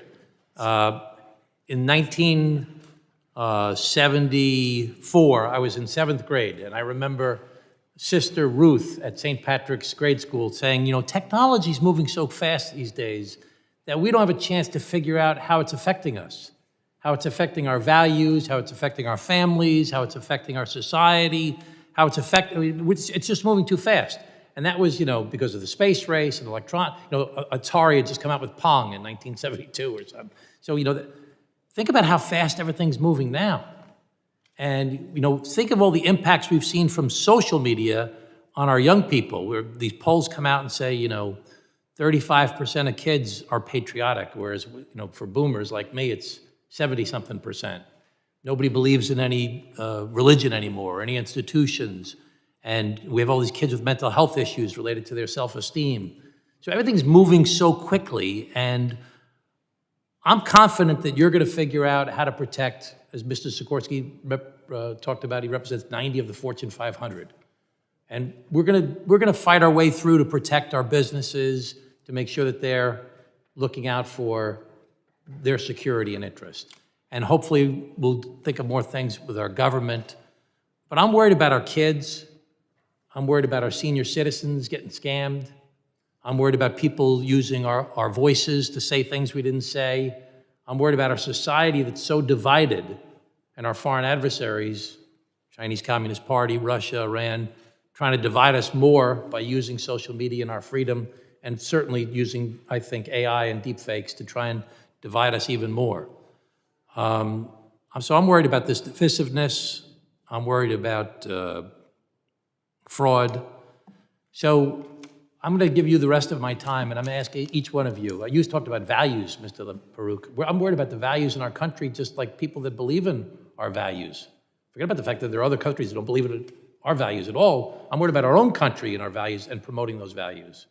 So each of you, just give me 30 seconds each, if you can. What's the number one thing on the big picture you think we need to be focused on right now to address not the positive parts of AI, but the scary parts of AI? So what's number one on your mind? Mr. Paruk, you go first. I would say it has to be a comprehensive approach from the creation of systems to input of data and inputting in proper situations to retrieval and use of results. And that's something that there have to be a lot of factors to bring together in the national security space because it's so often veiled in secrecy. That means we have to find mechanisms for transparency and oversight because you don't typically have that sort of light that you can shine on potentially in the private sector and business practices or even other parts of government. So I think we have to find ways to promote that oversight, making sure that we're upholding those principles for responsible use, even when you don't always have the same level of public insight. So oversight to watch the input of data? Oversight and everything from procurement to what data is being input to how you're using data, what kind of human review and corroboration you have, how much you rely on it. It has to be. That sounds awfully big effort. Okay, Mr. Amlani? I mean, as a father of 3 children, all of whom use digital tools regularly, I think, first off, we're placing a large responsibility on parents to be able to monitor the digital communications of our children. There aren't the age verification mechanisms currently today to be able to provide a gateway to make sure that the right people are accessing the right systems at any point in time. I think it goes back to the identity layer of the internet that I mentioned before. As you mentioned, there's all kinds of online bullying, extremism, recruiting, other things like that are happening online, and it's all being done, not just in the dark web, but actually out in the open. But it's because we don't have the ability to be able to properly recognize who people are online, and it creates mechanisms and difficulties for making sure that we can actually have stronger values enforced and allow parents to be empowered. Okay, better IDing people. Mr. Sikorsky? Yeah, I agree with both those takes so far, but the other one that I would consider and put out there is the education piece. So I talked heavily already about cyber education and the workforce that's going to defend the nation next as being paramount, but there's also an education piece for the rest of society when it comes to security and AI and disinformation, right? And knowing that what you're seeing on your phone may or may not be real, right? And people in an age where people are getting their news by just scrolling through their phone second after second, I think that's something that really needs to be considered. And then how do we eliminate those kinds of things that are not real? Mr. Chairman, could we let Mr. Demmer answer? He hasn't been able to answer a question for a while. Go ahead, Mr. Demmer.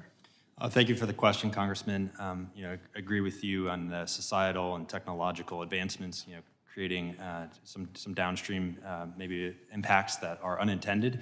I personally believe that technology advancement that is happening today creates a promising future for all workers to be able to upskill, have more fulfillment in their work, and to be enabled with these tools and technologies. But it all starts with the critical data. If we don't have good data going into these systems, then garbage in, garbage out. Okay, thank you. Thank you, Mr. Chairman. Gentleman yields. I now recognize the chairman of the Cyber Subcommittee, Mr. Garbarino, for a 5 minutes question.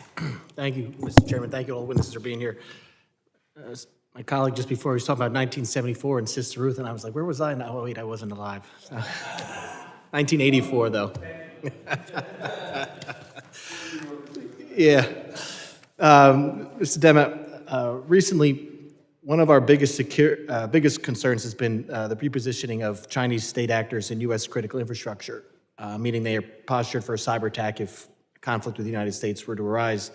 The U.S. intelligence community has said that AI has been helping them detect this activity, given it is much more challenging to decipher than traditional tactics that involve malware injection. How have you been thinking about this challenge?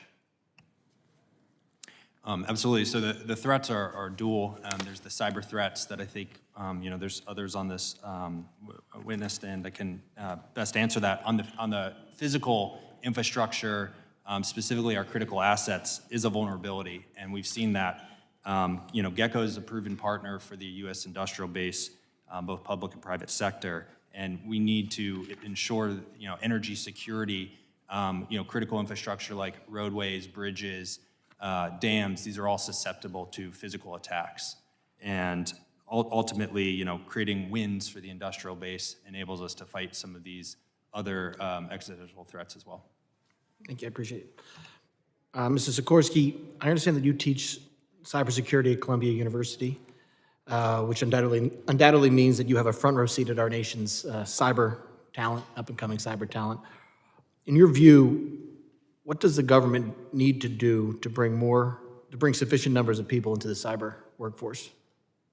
Yeah, it's a great question. I think back to my experience, right? When I was in school, it wasn't until I was a senior in college in New York City and 9/11 happened that I was like, I want to go work for the NSA. Like, that's what I want to go do. And, but I didn't really think about that before. It was things like video games and stuff like that, right? And I think getting people excited earlier on is a really good place that we can focus, right? Of like, there's cybersecurity hacking clubs like at universities and high schools, and this gets people really excited to gamify it and play along. So I think, while we look at the workforce gap, I think as Palo Alto Networks goes, I already mentioned our workforce capability where we have like the Unit 42 Academy, we're bringing people in and who don't maybe have the hands-on experience. We're giving it to them with on-the-job training. And then I also think about government programs. Like when I went to the NSA, I was in a technical development program there where I got ramped up on all the things that I didn't learn during my education previous to that. So those types of programs that are feeders, I think, are really powerful in getting people to level up the skills that maybe they didn't get during college. So that was actually, you jumped, or pretty much already answered my second question. How does, well, not technically, not all the way. You have these clubs, you have these feeder organizations. What's Congress's role in further improving those? Or do we have a role? I mean, how do we, because it's, over 500,000 jobs, cyber jobs and openings in the US. I mean, that's what keeps me up at night, that we don't have the workforce to defend against these cyber attacks. So, and AI can only bring us so far. We still need that human element. So do we have a role, and what is it if you've thought that far? Yeah, I think absolutely do. I think there's an ability to create these types of programs, right, where it makes it really easy for people to apply and get into. To the point made earlier about, hey, it's hard to get into schools that have these programs available. And I think we often think that, oh, well, it needs to be a very specific cyber program that they're doing. Some of it is they can learn those types of skills on the job when they get in, and it's more about building out the broad base of technical capability in our workforce. And I think that's one great area. I do think that there's a lot of government agencies like CISA that have information out there where people can learn and train up. I think there's a lot of virtual education kinds of things going on that are very powerful. So I think just thinking about how to drag in that workforce, and some of that is even earlier on, right? So we're talking sometimes giving people skills. And I remember when I taught the FBI, it was like all of a sudden these people were cyber agents and they had none of the background in cyber. And right, they know technical computer science background, and it was really challenging. So it's not just a snap your fingers, train them up in a month. Yeah. It starts earlier. Yeah, and I think I'm out of time, but companies, I think, need to start focusing on skills-based hiring instead of degree-based hiring. I think that'll help too. But Chairman, I yield back. The gentleman yields. I now recognize the congressman who represents Palo Alto, I think. Yeah. Mr. Swalwell for 5 minutes. Great. And Chair, thanks for holding this hearing. It's so important. Absolutely. And I think we're at our best as a committee when we're taking on issues like this. And I've enjoyed working with the gentleman from Long Island, Mr. Garbarino, on the Cyber Committee. I think we're doing a lot of good work there. Mr. Laperouk, I was hoping to talk to you a little bit about something that Californians are very concerned about, and creatives everywhere. The entertainment industry is the second largest jobs engine in California. And it's not just folks who are on screen, it's folks who are writers, editors, a part of the production teams off screen. And AI, certainly, it's the future. There's no ignoring it. There's no putting it back in the bottle. It's the future. And so we have to embrace it. We have to shape it, put guardrails on it and contours around it. But when it comes to the creative community, the example over the weekend of what happened to Scarlett Johansson with her voice essentially being stolen from her for an AI product, what should we be thinking about to make sure that we protect artists and creators from this, but still, as I said, embrace AI and recognize that this is where we're going? Well, I think it's going to be important that we find ways to sort of try to be proactive in anticipating what people's rights are going to need to be. I mean, a situation like that, probably not something that was even imagined or contemplated when the movie where she played in AI, I think it was 4 or 5 years ago, came out. And this is something that's come up a lot, I think, in the recent, the writer's strike, the actor's strike, is how do we build in those protections now, not just for how AI is being used right now in this industry, but also how's it going to be used in 5 years? How's it going to be used in 10 years? So, looking at workers' rights is a little outside of my field, but from just the technology standpoint, it moves so fast. I think it's important to be proactive in thinking about not just current risks and factors to care about, but what do we need to care about down the line that we might not be ready for when it comes up. And when you talk to creatives, they're not opposed to AI, and that's such a basic hot take, which is, they oppose AI. They don't oppose AI. They just want rights, and they want, and they're willing to engage around their likeness and their voices, but they should be compensated. And the majority of people who are writers and actors are people you've never heard of, but this is their livelihood. And in California, we're especially sensitive to that.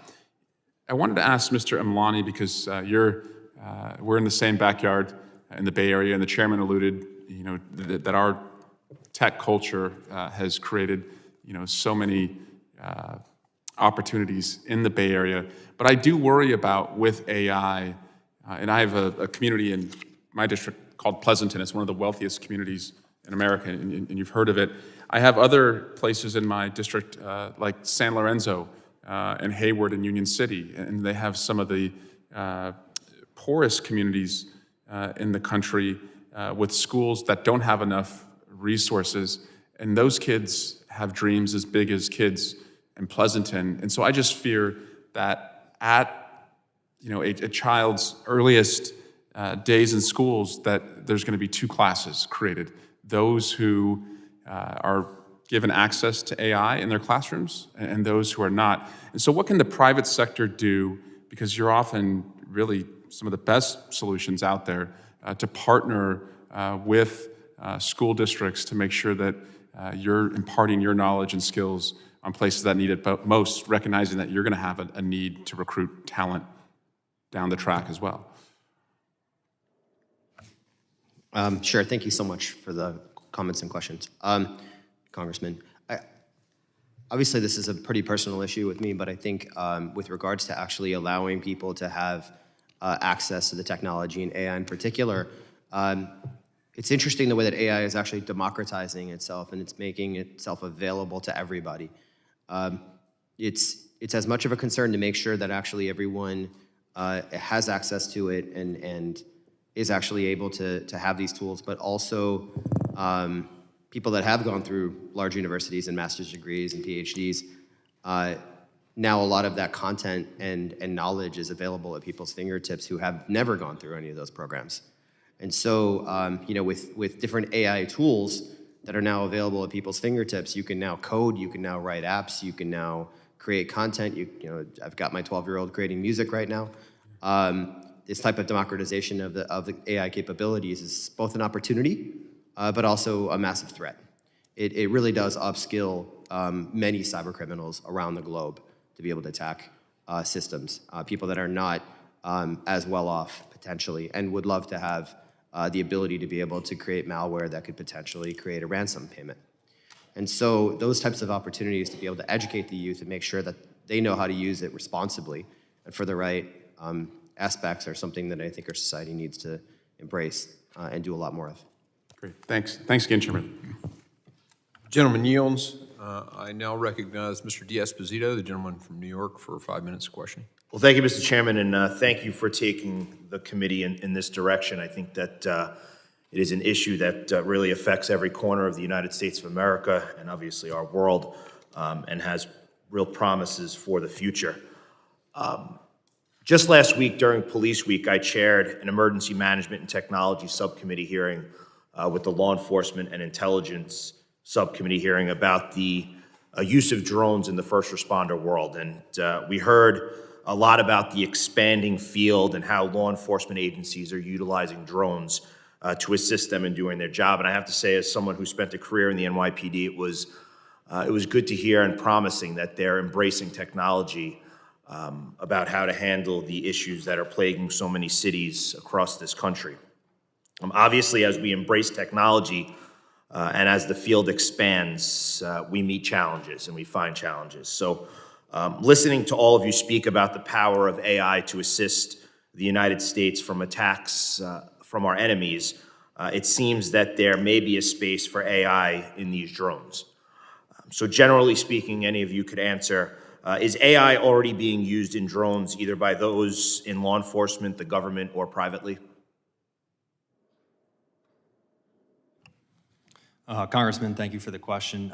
Being in a related field with doing wall climbing robots primarily, I can say that AI is useful for using these smart tools properly. Everything from localizing data, ensuring that the data point is synced to the location on a real-world asset, to processing millions of data points, or in this case, visual images. We heard a little bit earlier, drones being used as well to secure the border. So there are definitely applications here for that. Yeah, and you mentioned data, so obviously drones are utilized by law enforcement to collect that data, whether it's audio, visual, location data, GPS, among others. So that information that's collected needs to, we need to make sure that it's collected correctly and obviously kept private. So is there a role that AI can play in ensuring that this information remains secure and doesn't give the bad guys access?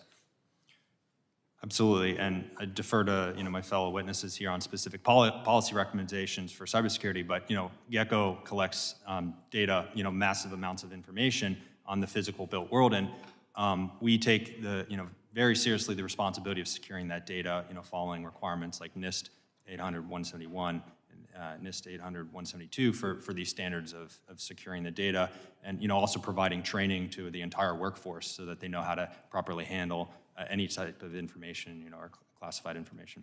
Any of the other witnesses have recommendations with regards to that?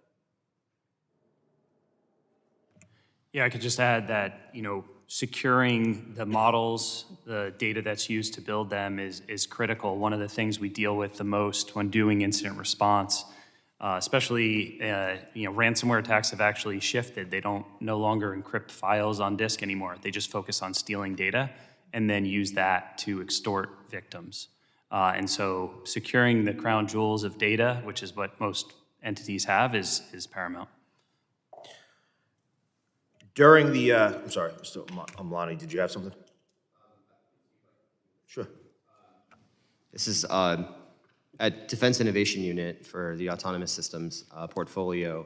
Part of my role years ago was actually to manage autonomous systems within drones. And I think one of the biggest concerns is actually Chinese-made technology within drones and making sure that we create a list of different drones that people could potentially use in law enforcement and other avenues to make sure that we have a safe list of drones, and which is something that Defense Innovation actually did create. So that's actually, you're leading into my next question. It was almost like we planned this. So part of the conversation that we had last week from the NYPD was the fact that they currently utilize Chinese technology in their drones, and they are working to eliminate them from the fleet because of the issues and the concerns that we have. And my colleague from New York, Ms. Stefanik, has introduced legislation recently that would help law enforcement make sure that they only purchase American-made technology, American-made drones.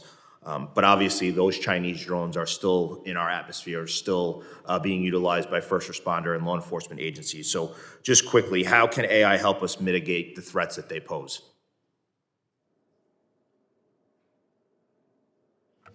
There's also a significant amount of work being done by Defense Innovation Unit and other agencies on mitigation of drones and counter-drone work. So AI use for counter-drone work is also another way to be able to mitigate those. Excellent. My time's expired, Mr. Chairman. I yield back. Gentleman yields. I now recognize the gentleman from California, from Los Angeles, Mr. Garcia. Thank you, Mr. Chairman. I appreciate you holding this hearing, and I want to thank all of our witnesses for being here as well. It's truly amazing how fast AI has evolved and continues to evolve every day. And it used to be something, of course, a lot of us would read about or see in movies and read about in science fiction novels, and that's changed so much. And just the progress of AI in just the last 6 months to a year has been startling, but also I think shows the promise of what AI can actually do in our lives and how it can also improve our lives as Americans and as a world. I, like a lot of folks here, there's concerns as it relates to our own security, our own homeland security challenges we have here in this country. But I also want to focus on the challenges it faces to our own democracy and our elections process. A lot of my colleagues have brought that up in the past, and there's bills to address that, of course, here in the Congress as well. Just in the last 24 hours, DHS issued a warning ahead of the 2024 elections of threats that AI poses to our very elections. Earlier this year, the World Economic Forum announced that AI threatens and continues to threaten global democracy, not just here in the US, but across the globe. And this assessment was actually echoed just last week by our own intelligence community. The DNI intelligence officials have testified in the Senate that since 2016, when Russia first tried to meddle in our elections, that the threats are happening from foreign actors even more so as we know today. Russia, China, Iran, others competing to influence not just their own countries, but what's happening in our own elections here in the US. And that's actually a very danger to all of us and a concern for us as well. Now, this past January, we know that voters in New Hampshire were exposed to one of the most high-profile recent cases of AI. We know that there was a robocall, for example, impersonating President Joe Biden, telling people not to vote. That attempt, of course, was identified, stopped, and investigated, which I think we're all very grateful for.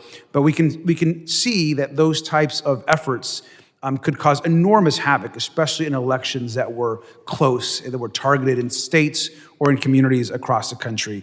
We already know that there's been unsuccessful and successful attempts to undermine our elections in 2016 and 2020, and folks are trying to do it again in 2024. And so the rise of AI, deepfakes, and other technology is very concerning, I think, to the Congress and to all of us. I'm also especially concerned because one of both the advantages in the U.S. is that we have our elections are decentralized. Our elections are not run generally by the federal government. They're run by states, counties, towns, cities, oftentimes small communities without a lot of resources or the technology to know how to actually deal with kind of the oncoming, I think, wave of AI attempts to actually meddle in all these elections. And so I'm really concerned about how these smaller agencies, these city clerks, actually are able to take on AI and have the resources to do so. We know there's a new DHS Artificial Intelligence Task Force, which coming out of Homeland Security, which I think is really important. But this is a huge, I think, responsibility of this committee, is how we provide and get assistance to these clerks and county recorders across the country. Mr. Leparouk, I know that the CDT has done a good deal of examining some of these risks.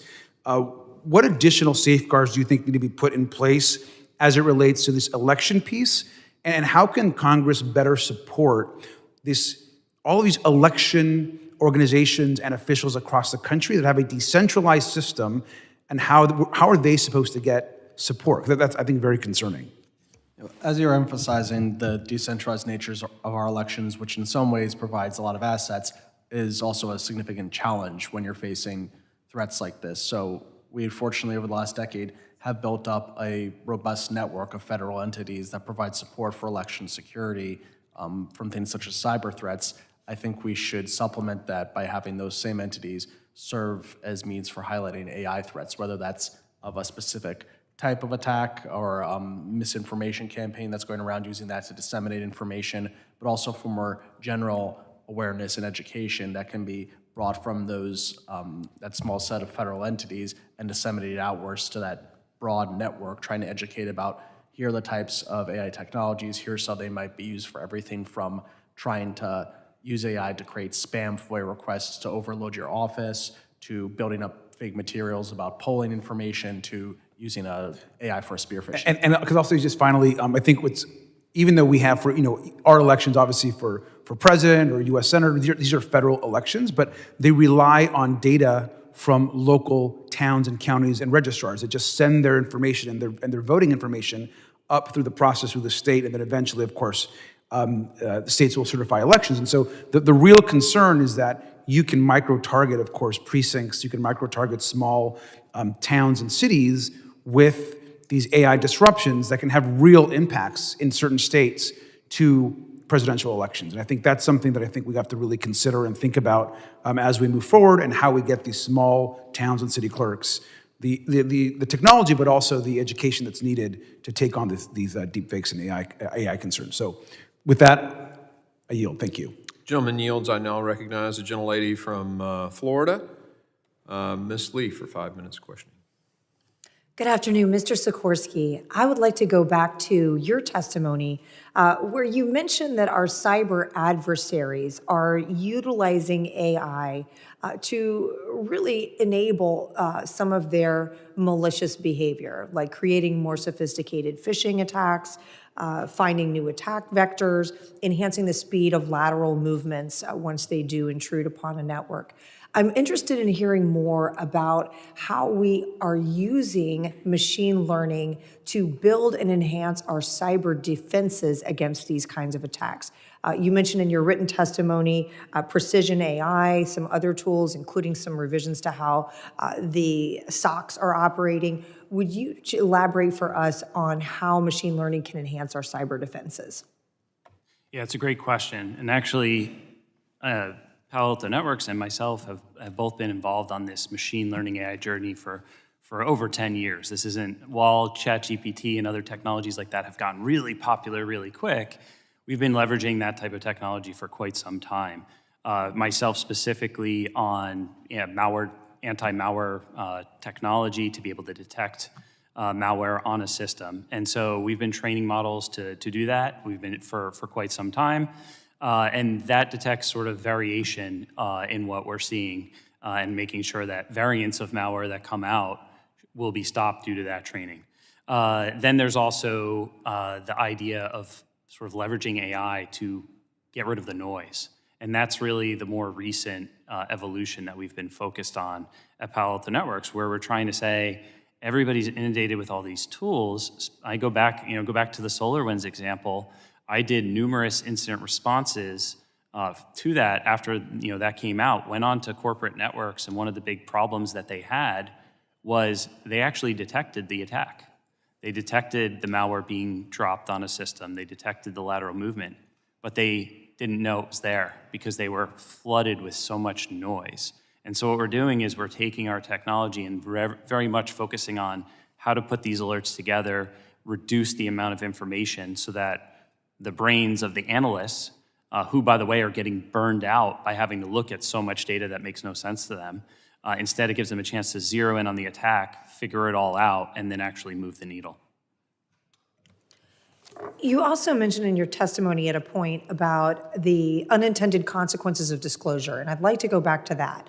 Particularly raise a concern that public disclosures that require information about how we are using AI to train and defend networks, that requiring disclosures of a certain type could unintentionally create a roadmap for the cyber adversaries and reduce our overall security.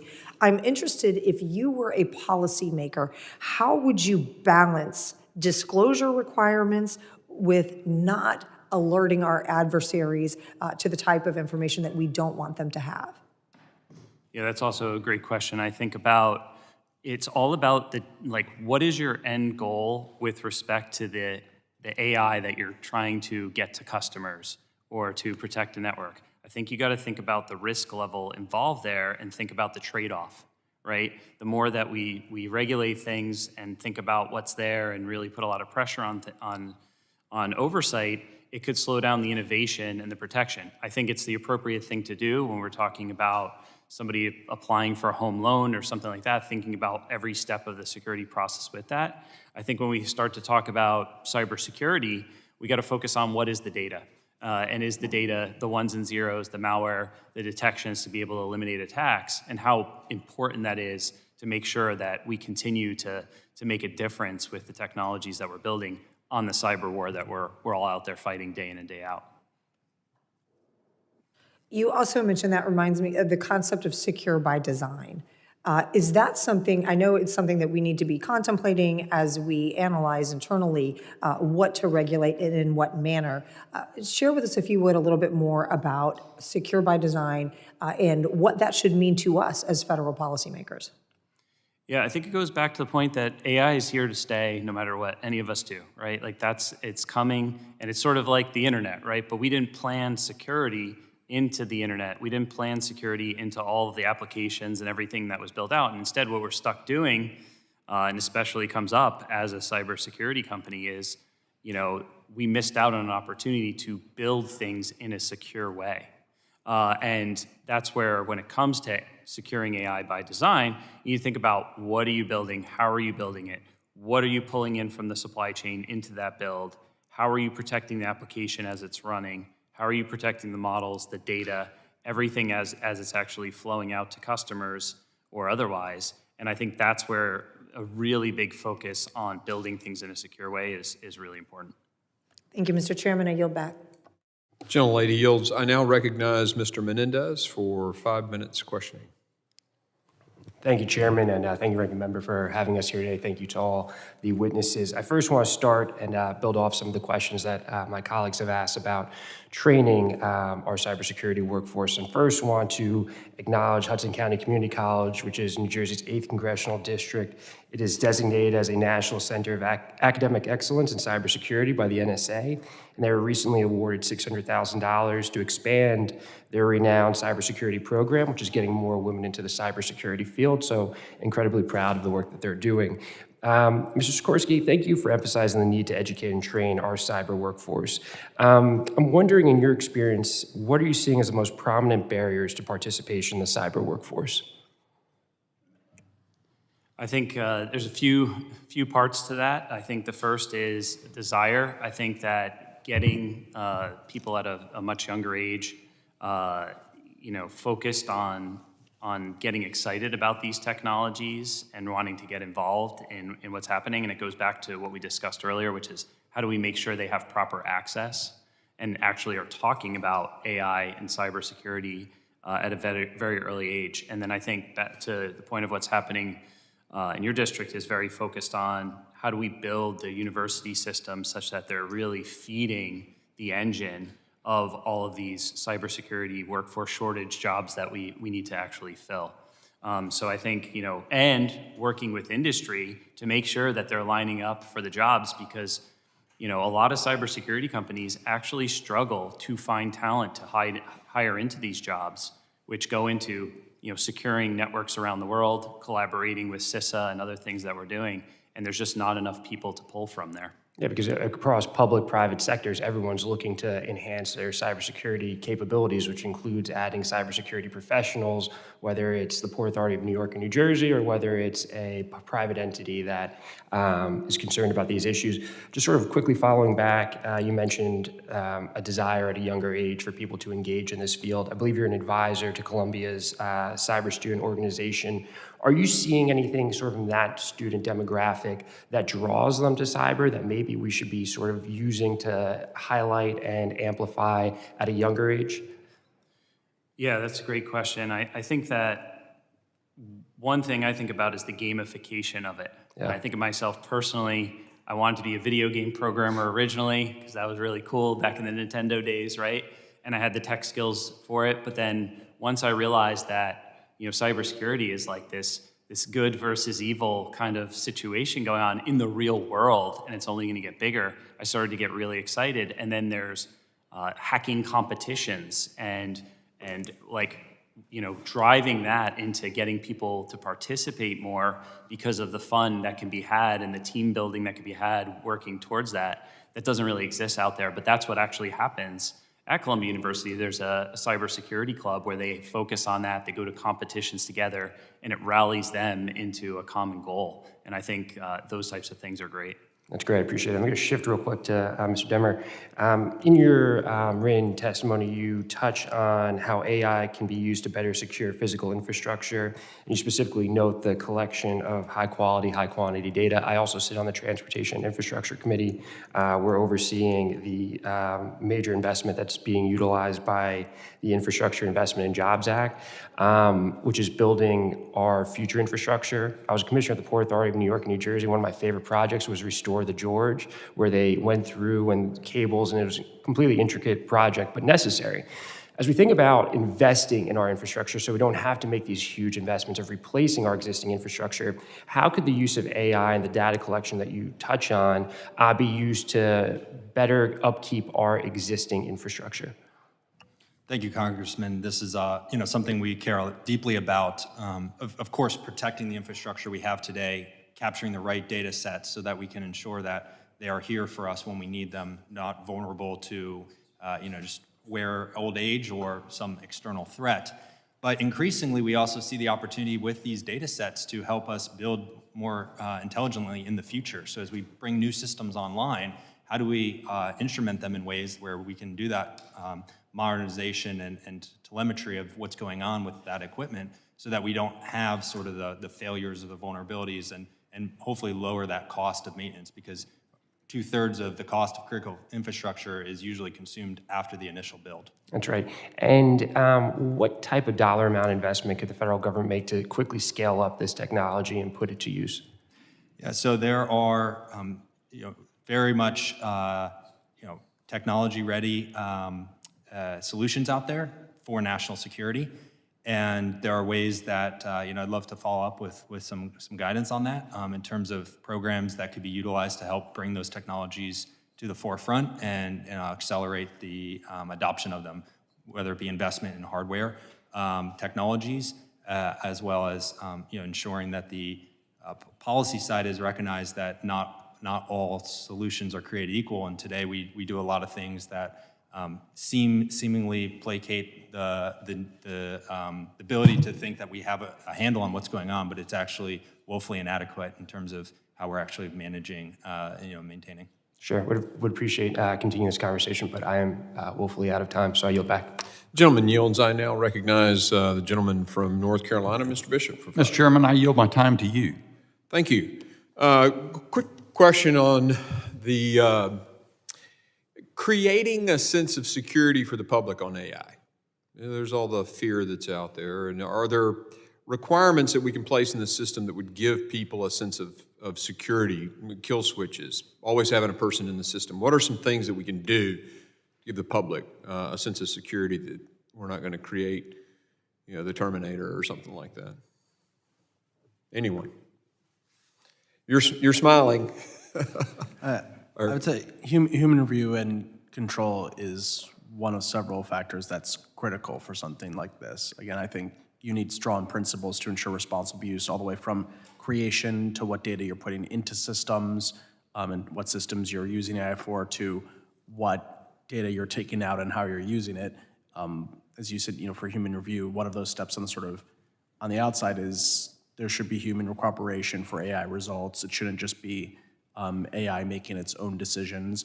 And we have to know how reliable AI is in certain circumstances. Sometimes it can provide small bits of insight, sometimes it can be very reliable, sometimes it gives a degree and you have to treat it with a bit of skepticism, but also maybe it provides a bit of value.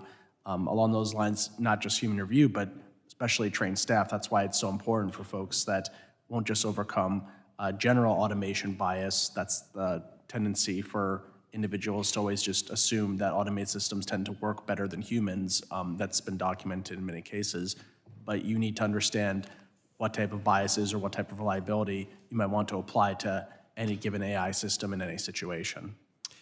Mr. Amlani, Mr. Alfarouk has said some negative things about facial recognition earlier, I think, if I heard it. Maybe not negative, but concerning. And the fairness, the use of it against large groups, population stuff, law enforcement. What's your thoughts on the reliability of facial recognition? And since this is your field, is there something, I'm aware in my district of a company that has the use of the three-dimensional vasculature in the hand, for example, which apparently, according to them, hasn't failed, but facial recognition has failed. And so what are your thoughts on, because identity, I think you're right, it sort of begins and ends with being able to make sure the person is the person in the system to make sure that, so what are your thoughts on that? Thank you, Mr. Chairman. This is actually a really important question. From even going back to your prior question about building confidence in individuals and systems in AI, I think it ties to that as well, which is fundamentally, post 9/11, after the terrorist attacks, one of the steps that we did is we actually federalized a workforce and created TSA.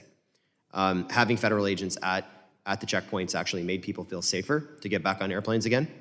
That used to just be a private contracted workforce paid for primarily by the airports and the airlines. But by having federal agents there, it made people feel more comfortable. So these steps are really important to be able to put into place.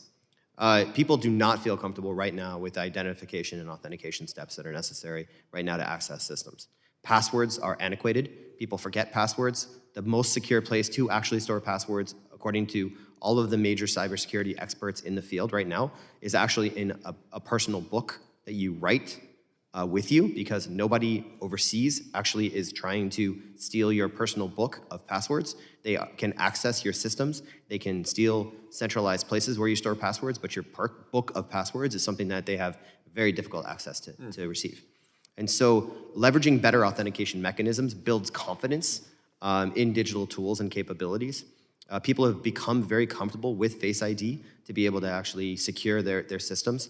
People have no confidence in what Ranking Member Thompson mentioned with regards to CAPTCHAs, right? And other silly systems like one-time passcodes that get sent to your phone, which are very easily compromised. And so giving people that confidence with facial matching and facial recognition and facial verification is an important component. If I can jump in now, because in the time remaining, I have a quick question for Mr. Sikorsky. Data poisoning, how big of a threat is that for the AI systems that are using that data to make very quick decisions, particularly in the defense world? And if we need to go somewhere else to have that conversation, we can postpone it till then. But if you could just real quickly share a few concerns about that, if you have any. Yeah, I think it goes back to the secure AI by design, right? As we're building out these applications, how are we securing that information? How are we securing the models themselves that make the decisions, as well as the training data that goes there? And there is a lot of research and a lot of thought about what attackers could do if they can manipulate that data, which would then in turn not even necessitate an attack against the technology itself. It's an attack against the underlying data with which it's trained with. And that's definitely a concern that needs to be taken into account and built into as the technology is being built out. Thank you. I yield, and Mr. Goldman, the gentleman from New York, is recognized for 5 minutes. Thank you, Mr. Chairman. Thank you all for being here. The 2024 Worldwide Threat Assessment warns that our most sophisticated adversaries, Russia, Iran, and China, see the upcoming presidential election as an opportunity to sow disinformation, divide Americans, and undercut our democracy. And many of our law enforcement and intelligence agencies have confirmed that they are also seeing upcoming threats. Of course, it's not abstract. We know Russia used social media and cyber to interfere in our election in 2016. We know that Iranian actors posed as Proud Boys in an online operation aimed at intimidating voters in 2020. And just recently, we learned that China is experimenting with AI to enhance their influence operations. Within the Department of Homeland Security, CISA is charged with protecting the security of our elections. And Mr. Sikorsky, I know you work closely with CISA on some of these issues. And I'd love just to ask you a relatively open-ended question, which is how is CISA prepared, or how is our government writ large prepared to address the use of AI by foreign adversaries to undermine and interfere in our elections? That's an excellent question, as we want to have a very secure election, obviously. And I think CISA is doing a great job with the JCDC, which is the collaboration with private industry, to work with us, Palo Alto Networks, and many other private entities on thinking through, like, what are we actually seeing in the threat landscape? So one of the things I'm tasked with as running the threat intelligence division at Palo Alto Networks is how do we take all of the information that we're getting from other private entities, from government agencies around the world, bring that all together and then share that back with the government itself to say, this is where we're seeing these threat actors go, right? Whether it be what China is up to today, what Russia is doing in the war in Ukraine, staying on top of those threats and finding the new ones. For example, we saw a novel attack of how Russia was sending emails, phishing emails to Ukrainian embassies, and actually making that discovery and showing how that actually went down. So that hyper collaboration is definitely going to move the needle. One of the biggest threats is deepfakes. Which we know our intelligence agencies said that they had spotted Chinese and Iranian deepfakes in 2020 that were not used. But the FBI has recently identified that recent elections in Slovakia were impacted by the use of deep fakes. How prepared are we to prohibit or prevent the use of deep fakes that might have a significant impact on our election? Yeah, so I think what we've seen with AI, it really lowers the bar for attackers to be able to generate believable communications, whether that's emails, like I talked about earlier with phishing, whether it be voice or even deepfake technology. So I think that lowering of the bar makes it a lot easier to make believable things that they're going to select. And Palo Alto Networks, we're not hyper-focused on eliminating deepfake technology, and I think that impact of inauthentic content is really concerning and something we need to explore. Anyone else have any insight into this? Yes, at iProof, we are actually obsessed with detecting deepfakes. That is actually what we do. We use screen lighting from a cell phone screen or a desktop screen that reflects against live human skin, calculating 3D geometry, making sure that it's a live human being, including skin translucency, all simultaneously while you're actually recording a video or doing a biometric match, and verifying that it's a live human being and the right person at the right time, with being there at the creation of the video is an important component that you can then tag the video and verify that it's in fact not a deepfake. And are you coordinating with CISA on this? No, we have not been asked by CISA.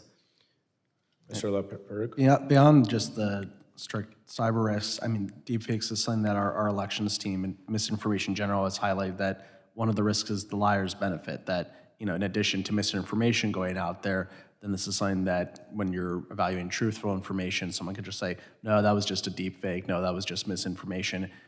It's not just the initial itself misinformation, is trying to create an entire ecosystem of uncertainty. So that's to emphasize why it's such a significant threat and why we need to make sure that we have clear information and ways of trying to debunk this that are reliable. Mr. Chairman, I know that you he's not here, but you and many of the members on this committee are concerned about election security, and I would just urge you to encourage some of your colleagues who are trying to interfere with law enforcement's efforts to coordinate election security and prevent election interference with the cyber companies through which the adversaries try to influence. And I hope that we don't see any more members of the Republican Party trying to cut funding in CISA, and that we work closely with CISA to make sure that our elections are safe. And I yield back. Mr. Goldman yields. The chair now recognizes Mr. Crane from Arizona for his 5 minutes. Thank you, Mr. Chairman. I realize that this hearing is about utilizing AI to bolster homeland security. I want to bring up an interesting meeting I just had in my office before coming to the committee.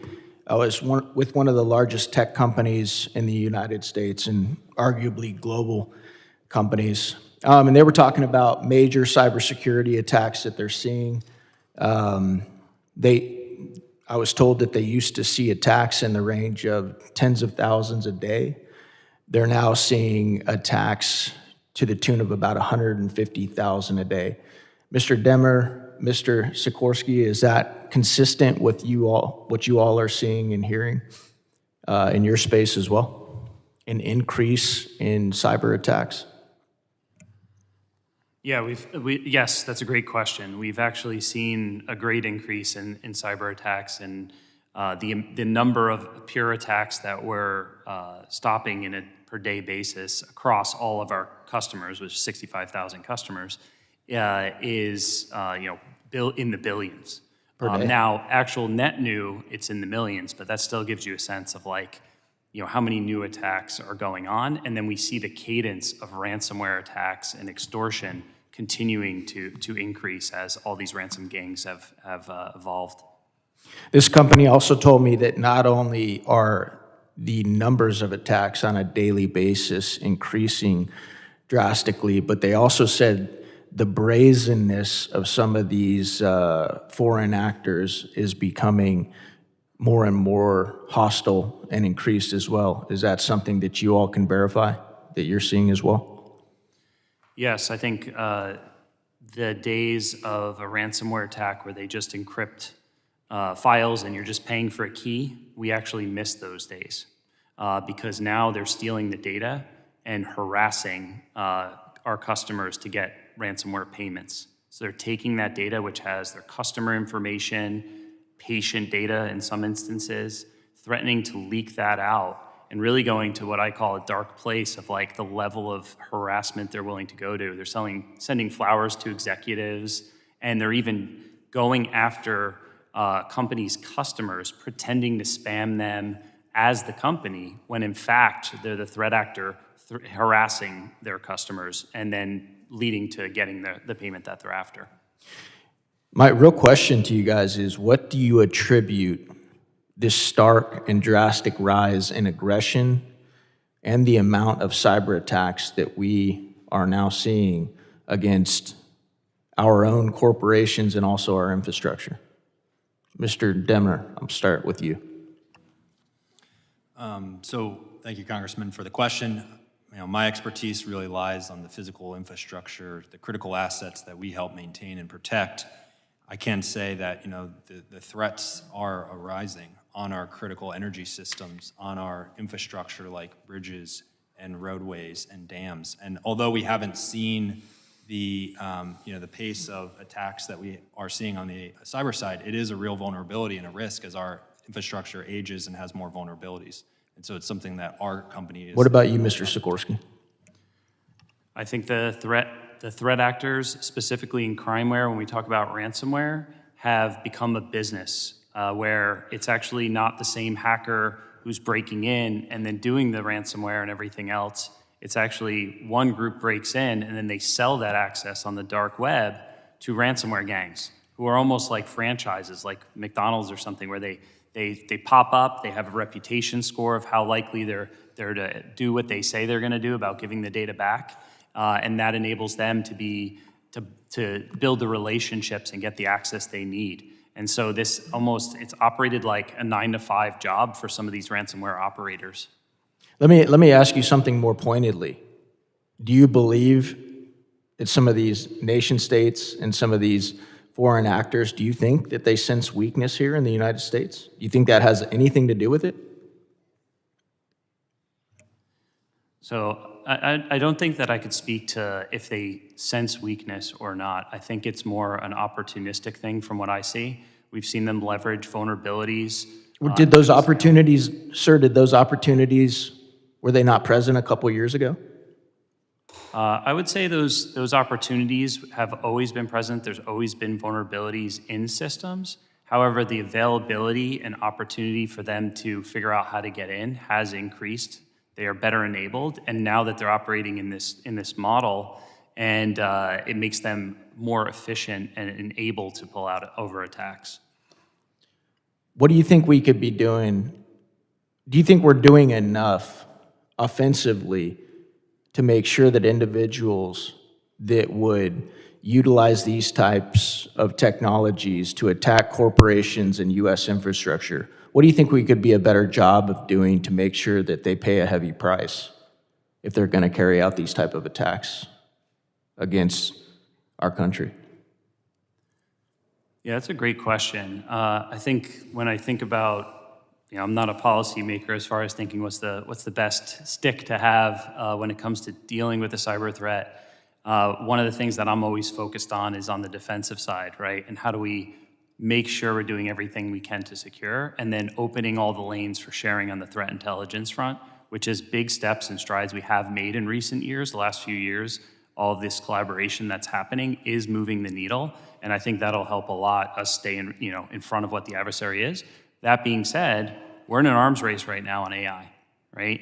And the defenders need to win here, because one opportunity we have is we could use AI to remove all those vulnerabilities I was talking about before the threat actors can use AI to find them. Thank you. Thank you for the extension. Mr. Chairman, I yield back. The gentleman being last Get some extra grace, as did Mr. Goldman. The gentleman yields. I now recognize Mr. Kennedy from New York for his 5 minutes of questioning. Thank you, Chairman, and thank you to the ranker, and thank you to the panel today for your testimony. We're hearing a lot about advancements in AI and the upcoming election. It's a historic election.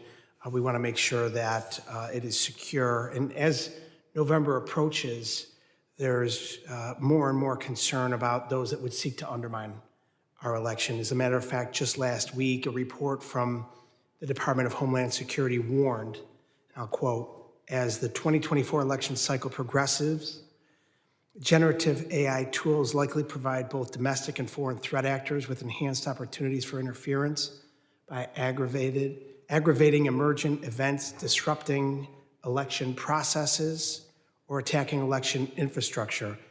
So I worry about the rapid advances having an impact on the election as we're discussing here today. The Cybersecurity and Infrastructure Security Agency is responsible for election security. Mr. Laperouk, how can this agency best support election officials and United States voters so that they can trust the authenticity of the content that they're seeing when they see information online?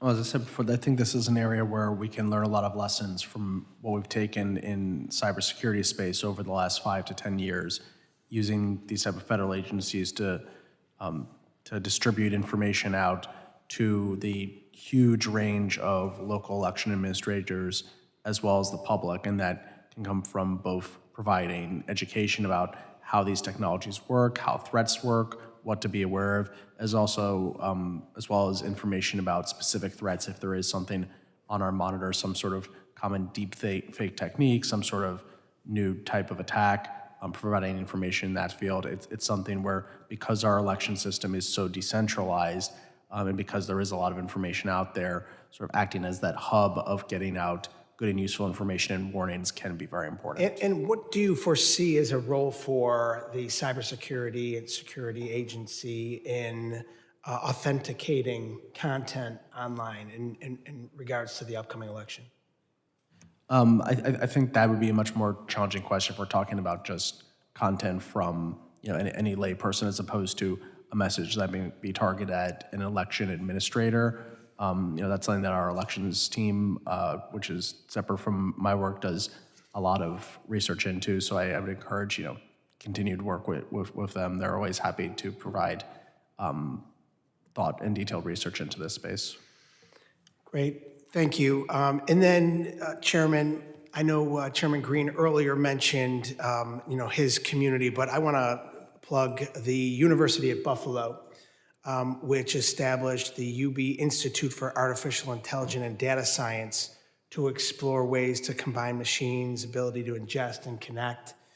In 2021, just this past year, the New York State budget included $275 million for the University at Buffalo's new AI Center. So, Mr. Amlani, when you're searching for universities with your 15-year-old, you should look at Buffalo and the engineering school that they have there right in the heart of my community. But how can we better harness the institutes of higher ed, especially our public institutions, for getting at this cutting-edge technology? And while they're training up our youth in this new technology, how do we make sure that they're developing it in a safe way regarding AI?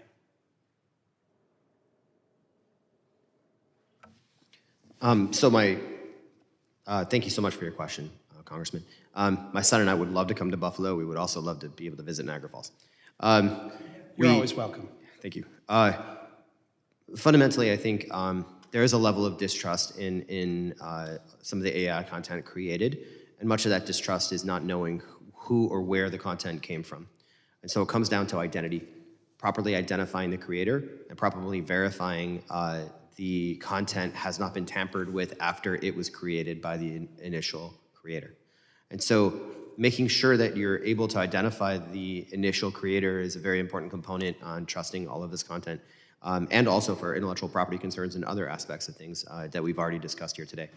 And so using proper identification tools, things that can verify that it's the right person, it's the real person, and it's right now, to allow the individual to have ease of use to be able to identify themselves and verify they are who they say they are, and the content is coming from them.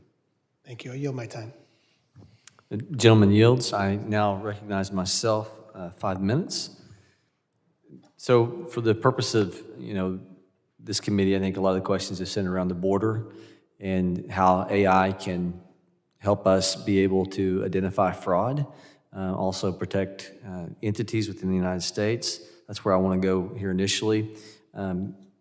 The ability of your company to help bolster border security, for those of you that are representing the free market, I really, Mr. Sikorsky, you had alluded to, I've got some information here, where AI-powered co-pilots, my understanding, it's a natural language assistance that can yield, you guys state, multiple operational advantages.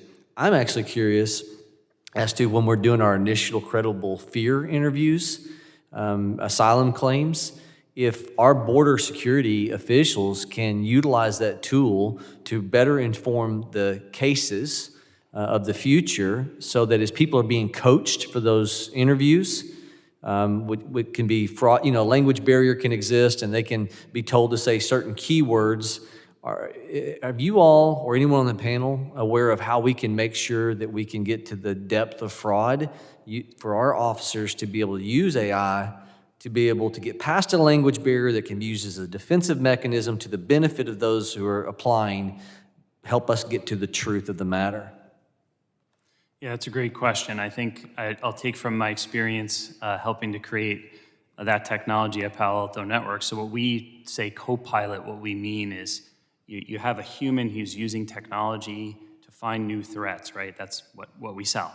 But it's very difficult to use. So what we end up doing is we built these technologies called co-pilots for our products so that users can engage very quickly to ask questions. Just, and then the AI will process the question and give them the answer that's there so that they don't have to figure out all of the complexities of our product. I think what you can do is you could take what we've done in that capacity and apply that to a use case like what you're talking about, where you can say they get a co-pilot and they're paying attention to what they're collecting, what information, and the AI maybe says to them, hey, I saw it differently than you saw it when I feed all this in and put it against my model. And then you could put the two side by side, and it's sort of like Iron Man, where you put on the suit and you're more powerful than you were before. And that's sort of one area I would think to go into. So to elaborate, if I'm understanding you correctly, you do think that CBP officials could be empowered in those moments to help inform the case. But I'm assuming there's also the defensive mechanism that someone crossing illegally with a credible fear asylum claim wanting to be fraudulent could also use that technology to time delay, read the question, and then I'm assuming the technology is moving there where they can get a response to help their case also that's AI generated.